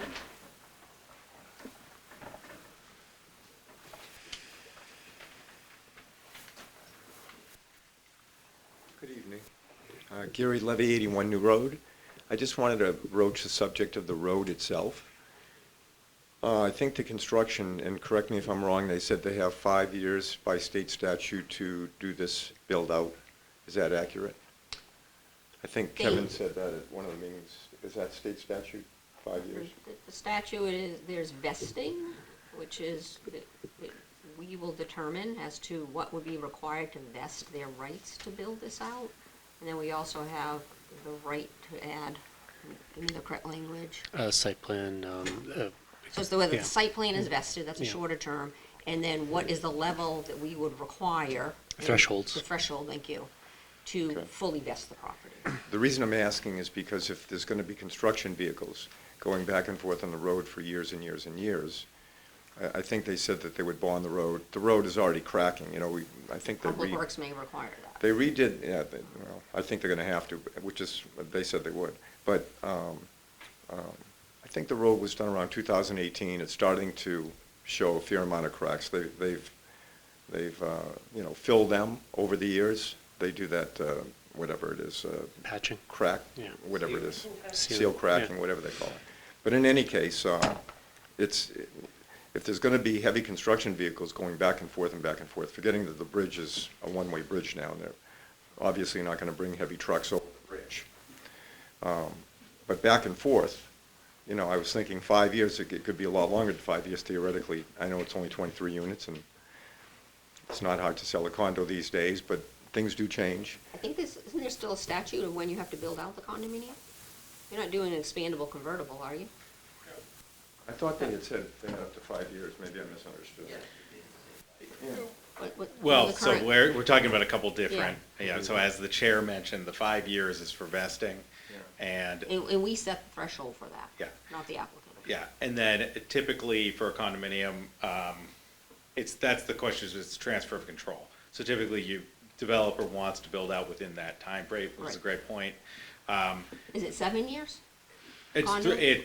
It's 3 years for just a typical condo. 3 years, okay. Now, that doesn't mean you have to finish it in that time, it just means that's when the homeowners formally take over the association. But, for just practical purposes, generally, as a developer, you want to be done by then, because it's a lot easier to complete your development when you control the association the change. association rather than the homeowners. So typically that would be it. And I think I understand, because you've raised this before, that, the concern, I think for practical purposes, it's going to get built out. Under the current market, certainly it's going to get built out as quickly as the market demands, and that's pretty quick right now. That could change, obviously. That's why I'm asking. But things do change. Yeah. You never know. Yeah. But, again, so I don't know, I know I don't know that either of those statutory periods don't necessarily set the timeline for construction, but that should give you some idea of when it's going to be done. And I think the chair's point is very well taken, which is that 3-year transfer control period is going to probably be the bigger driver than the vesting. I'll leave it at that. Before the road got repaved around 17, 18, it was pretty bad. It was bad. Tires were, getting slashed. It was not good. There was a lot of cracks in the road. Areas were, so it's in decent shape now. But if there's going to be, tractor trailers going back and forth with bulldozers and so forth for years and years and years, it's a farm road. It's not so that, I'm just bringing it up because it wasn't cheap to do the road. I was on the council then. And it's in pretty good shape, and since most of the people here drive it all the time, they don't want to see it go back to what it was. And on the flip side of that, I think the town just did up to DPW, up to Birch Drive or whatever, wherever that ended. They just finished that a couple of years ago. So they're going to be coming in from the town. So I'm just putting it on your radar. We'll definitely put that on Rick's radar. Yeah. Thank you. Thank you. By the way, whatever it's worth, Rob has been very good working with all of us. He's put a lot of time in. He's met with the neighbors, and I can vouch for, she still has that road cut in, so it'd be nice if they said that they would try to fill that in, that they cut in about 25, 30 years ago, whatever. Thank you. Thank you. I think everyone from the public has spoken. Appreciate your participation and your comments. I think the applicant was listening. So the next step would be, at some point, we would be expecting the applicant to submit a formal application for their project. I think they've got some questions that they probably want to get answered through Bart first, before they start, investing a lot of money in engineering. I just wanted to address a couple of comments that were mentioned. I did say at the beginning that we are going to be working with the Batchers, who are the neighbors to the north, on revegetating that road that's next to them. I said that at kind of the beginning. The size of the homes, I think the question was footprint versus total Correct. size, and I just wanted to clarify that these are roughly, 42 by 60 something footprints. We do call out the size of the homes on the plan. Sometimes they end up as ranches. Sometimes a lot of times they end up with an upstairs for expandable living as we talked about. But I Well, just wanted to. if you're condominiumizing the buildings, you'll be presenting to us, providing full docs of the actual unit condo plan that will show every level of that unit. That's We'll have- if you're planning to condominiumize the actual building. We'll have proposed ones when we come to the planning board, and then there's as-built after they get built. So no, that won't be the same. To get recorded. We're not condominiumizing. That's why that's the We're not question. creating separate condominiums within buildings. No, but each building will be a condominium unit. Correct.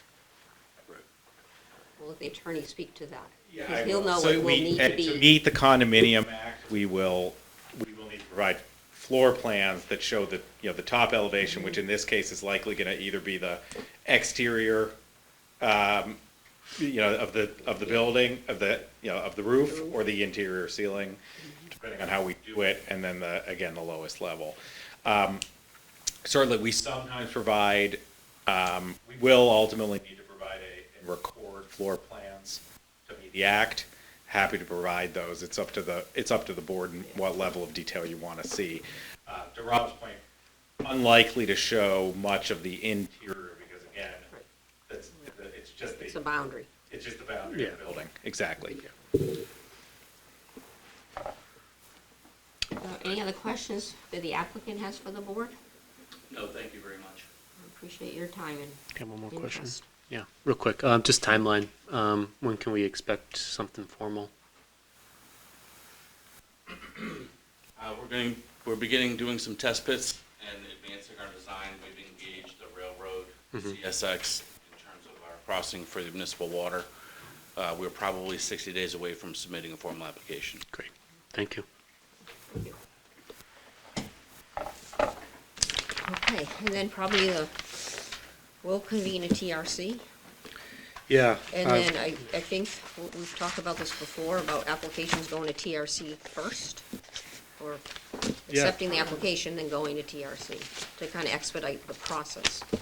So, So board members should start thinking if you want to serve on the TRC. We could have up to 3 members serve on the technical review committee, so that you would be involved with all of the specific meetings with all the department heads, the project team, you're the representatives of the planning board, so that when the applications actually come before the planning board or review or update application, that they've gone through the TRC.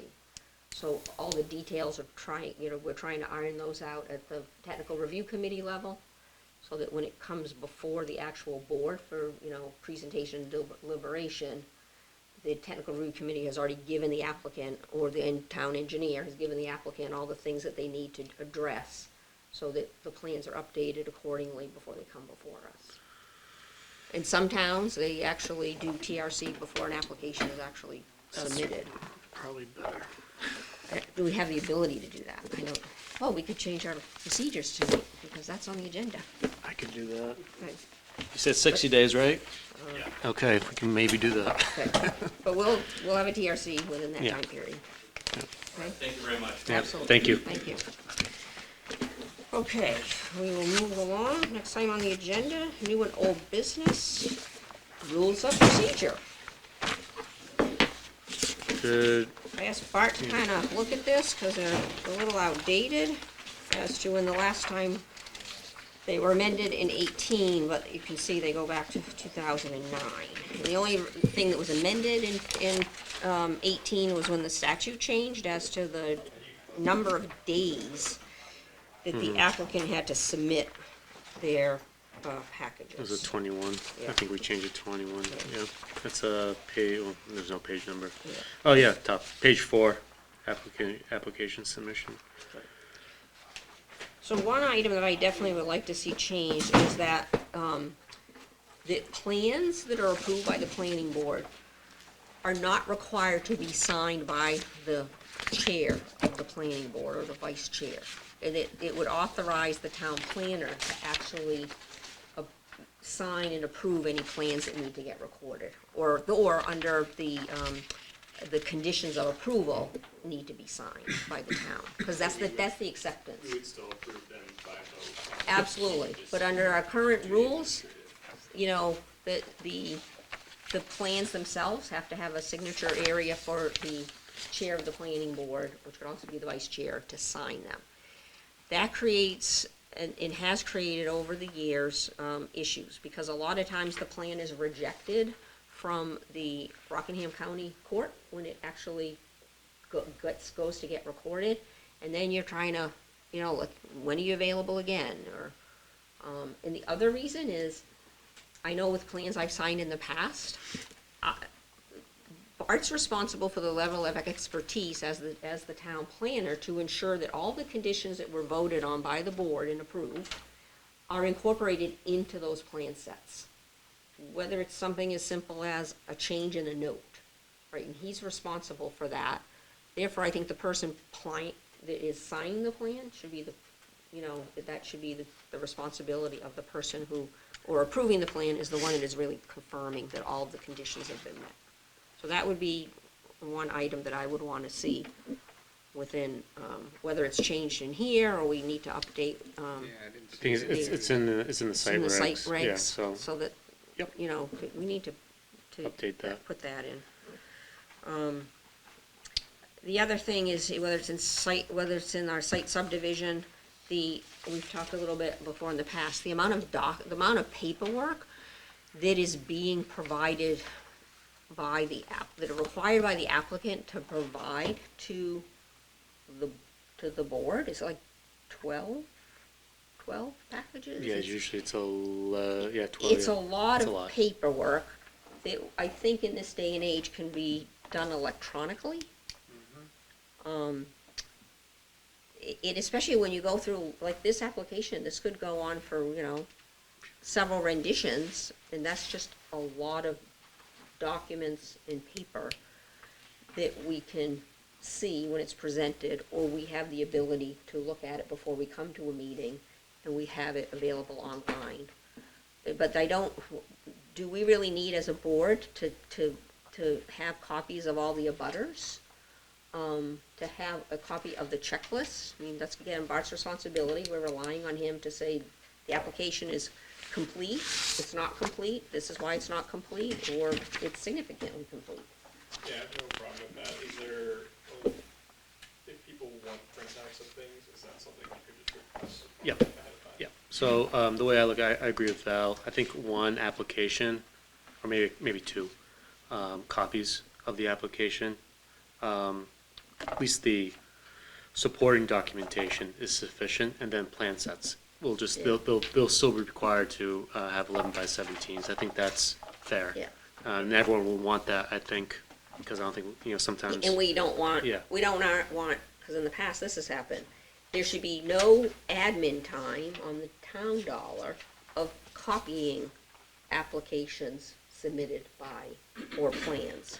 Right, so I think so what we want to do is just have 11 by 17s, you know, for you all, then everything, have three. and we have PDFs. Yeah. And then if you want it, then we can easily print it, so. But it's not, you know, if it's requested by a board member, if you want it, like, say, a stormwater plan, if you want to see that, but you'd have the electronic version, you know, just for example. I think electronic versions are going to, at least for me, I can pull up on my iPad and look at most of the stuff, although the drawings are nice to doodle, as they call it, things. And Yep. But I can do it on the iPad too, but I know. it's nice to do it on paper. Did you look at the abutters list or the checklist and go through it? Those our regs? can definitely be electronically. That I did not. I just skimmed through those papers. So that would be good. Again, wanting to save, you know, time and reduce waste. And TRC, let's talk about that. Yeah. I recommend being before they submit the application. Okay. Because the state statute has a stringent timeline now on when a planning board has to make a decision. That's true. So I think if we can try to square away everything prior to the planning board seeing it, at least from a town perspective, that would be hugely beneficial. The caveat to the timeline is the applicant and the board have to agree on the extension. So it's possible, and usually it does, but you never know. So it's, for me, I think it saves more time. The board's time, especially, if they have a more complete application where a lot of the issues have been resolved already. So in the past, we have formed TRCs by applications. I don't think we need to do that. I think it would be good to have a standing TRC And then if a particular member on an application has to recuse themselves for any reason, Yeah, just fill in. then we can, fill that position with another member on that particular application. But to Bart's point, it makes sense to have the TRC convened so that, it's, that you're serving ahead of time. Bart knows that you're, who it is, and he's getting you all of the information, and you're getting larger copies of plans and things. Okay, so, I think that was. yeah, he wants to volunteer to be on the TRC. How are you gonna ensure the wetlands are protected? Yeah, I will help on this. TBD. Yeah. But, Have you What- thought about serving on the TRC? just in 2 seconds. Okay, But, so let's think about that. So, a question is, given the expediency of what we have to make approval with, I think the state is gonna have a lot to say on this plan. I think the septic system, the stormwater is gonna have a lot, maybe more driven by state regs. They have different timelines than we do as a municipality. So what happens if we approve and they come back and the state says, no, you gotta make a bigger stormwater pond? And They come back. Come back for modification. Unless we do an approval of an application subject to state approvals. But they may, They may be changing our approval of Right. what we require. right, or maybe changing our approval, maybe changing the footprint. They'd have to come back. They would come back for modification. Yeah. So we do have thresholds for modification. If it's a significant modification, they're gonna come back. And I think if it was because of those permits being kicked back, they would be significant enough to come back for plan board for modification.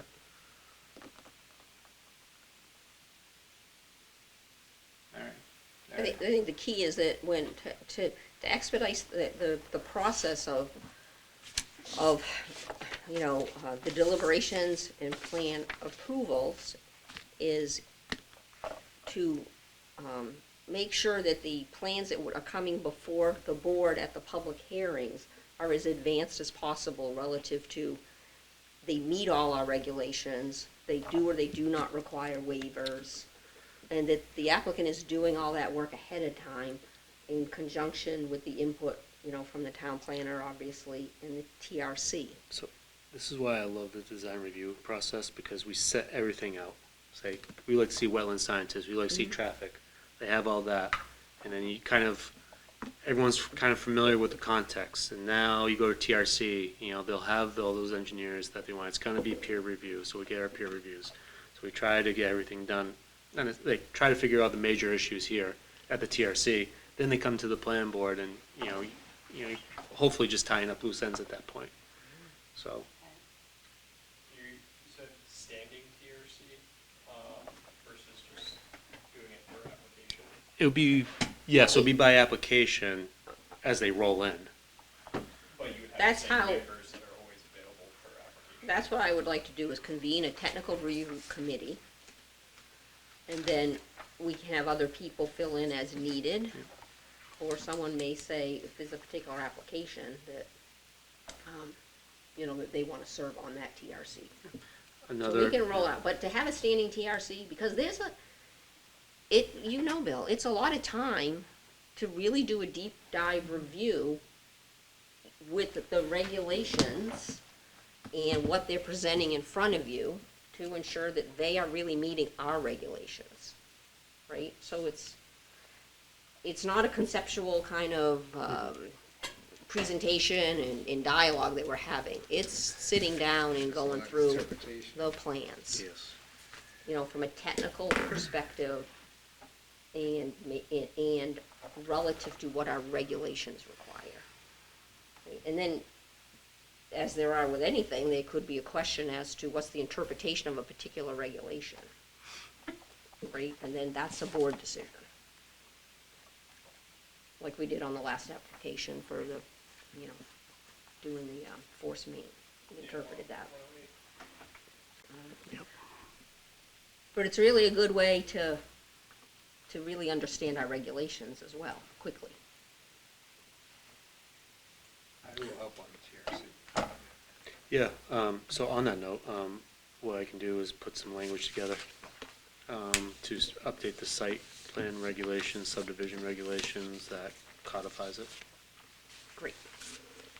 And then, Any comment, Bridget, on how quickly the minutes need to be done? Usually like 3. Yeah. I mean, yeah. yeah, has 3 to that 5 days. has that changed at all? Did you see anything within here, Bart, that we needed to update? Nothing really stood out. I mean, it's kind of boilerplate. I have to double check all the RSAs, see if they're still relevant, Yeah, since that would be good. 2018. You can move under, how we order a business, you know, you can remove number 5 down to after other business, which is what Oh, we do you like the, the lineup for a meeting? Do you want maybe, we got public input, open public input? Yeah, I'm just saying meetings? change 5 to, Okay. you know, move it under 7. Yeah. 'Cause that's what we do. Yep. Okay. I would move the appoint alternates to fill vacancies before the approval of the minutes so that they can vote and make motions. Yep. Makes sense. Yeah. Okay.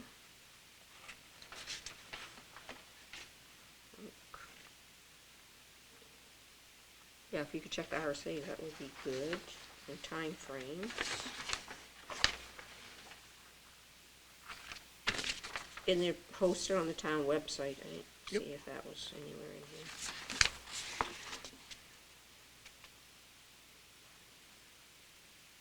Okay.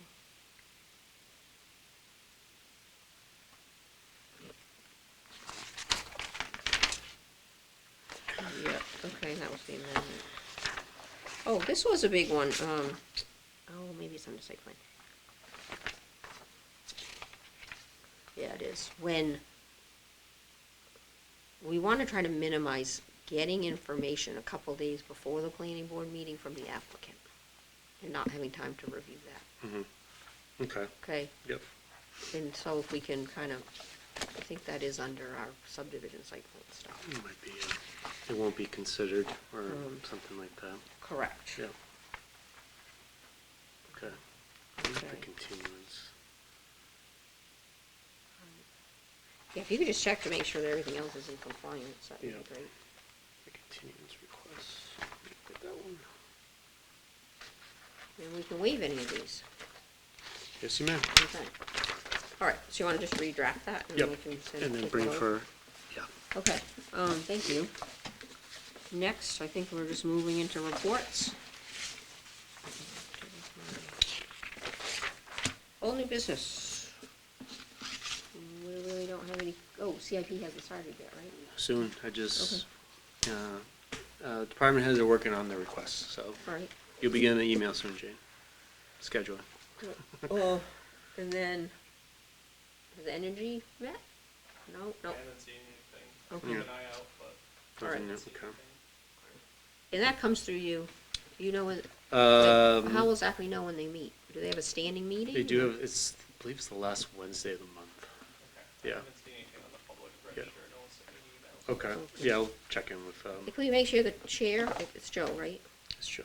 I don't know who's chair right now, because I think Ellen Reed, and then she left, so I have to see who, if they elected one. Okay, if we could just make sure Yeah. they're notified that, you know, that Zach is our planning board Yep. rep.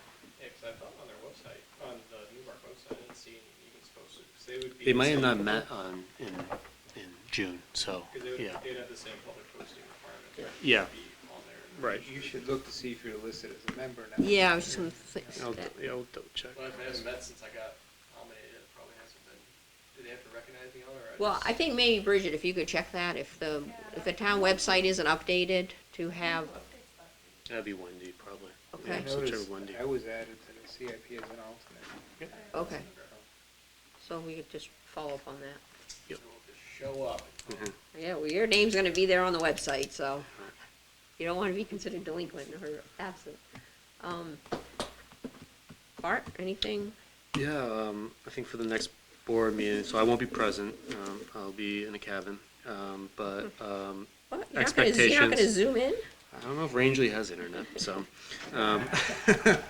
maybe Starlink or something, but yeah, but,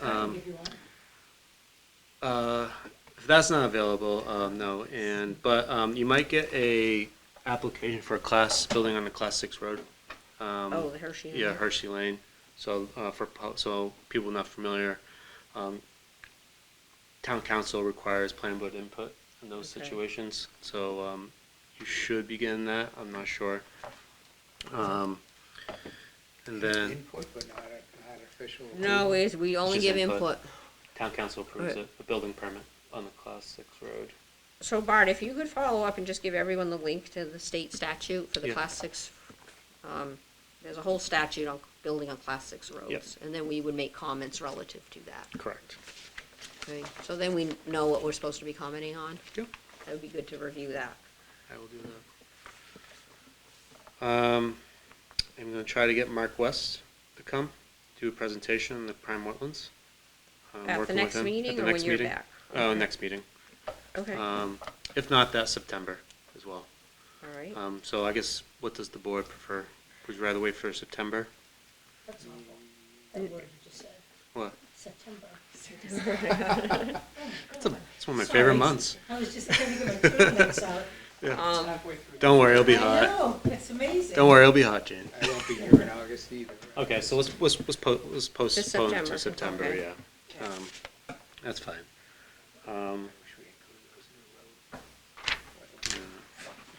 We can always update them again, Uh-huh. surveyed. I'm surprised. Well, they weren't update, like, only existence, we didn't go out and survey new ones. See, I thought we were doing the prime wetlands for the town.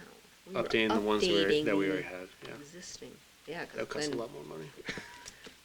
okay, Yeah. but you have the Important. highest priority area. True. You would have better spend money over there. It's true, it doesn't mean we can't.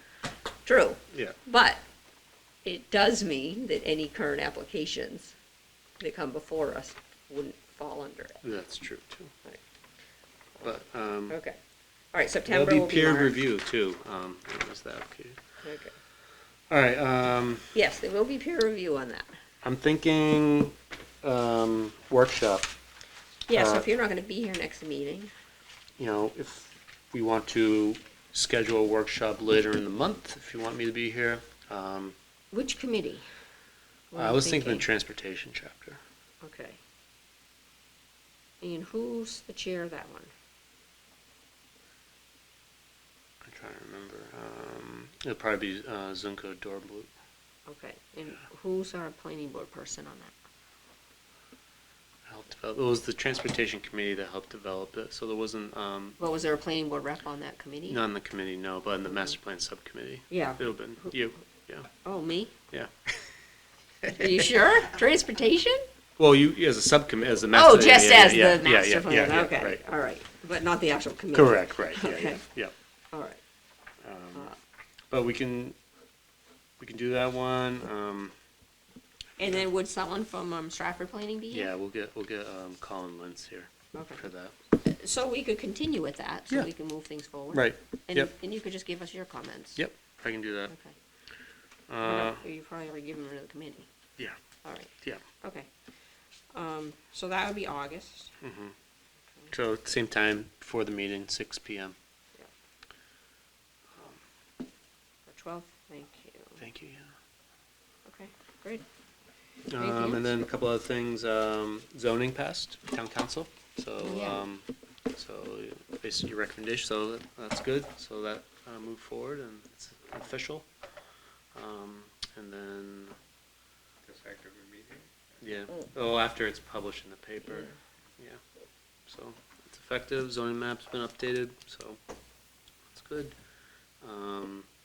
We are about to do another survey, online survey, that replicates the focus groups, the focus groups that we've been working on in May.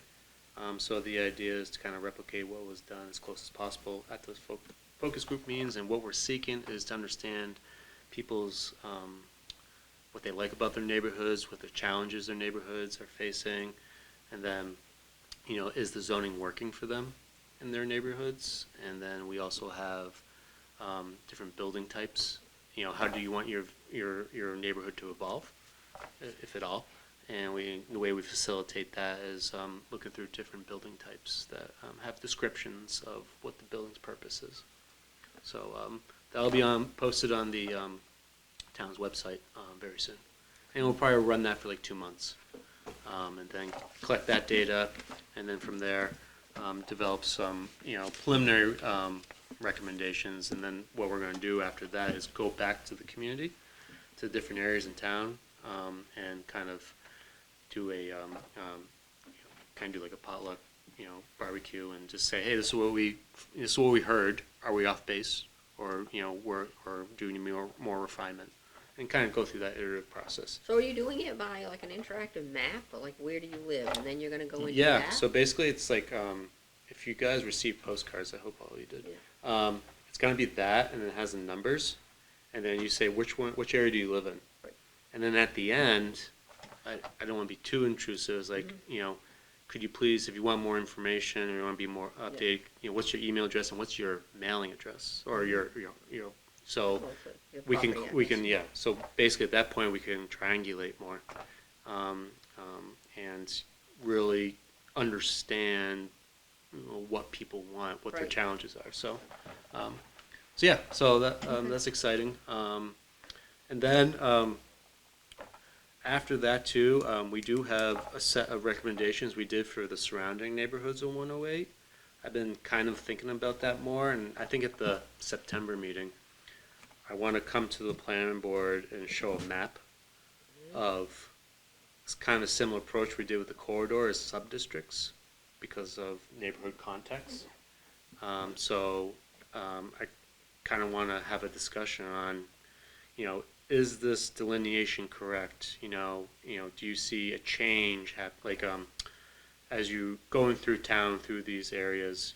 Is this the point where something should change? Should there be different regulations here, maybe slightly? So, just provide more context-based, zoning. So, anyway, so that'll be September, I think. That'll be a good discussion. Beyond the neighborhood ones, beyond the neighborhood surveys. So are you, as an example, Yeah. Elm Street, are Yeah. you collateral or arterial streets where you're trying to, as to off of 108? Correct. Or the current VC corridors? Right. What areas? was called T4.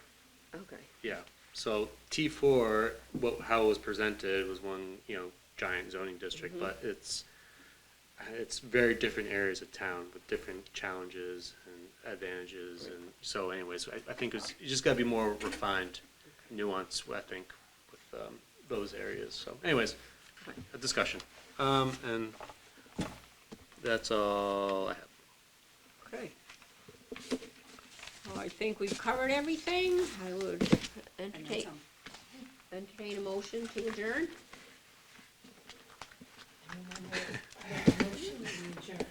Is there a second?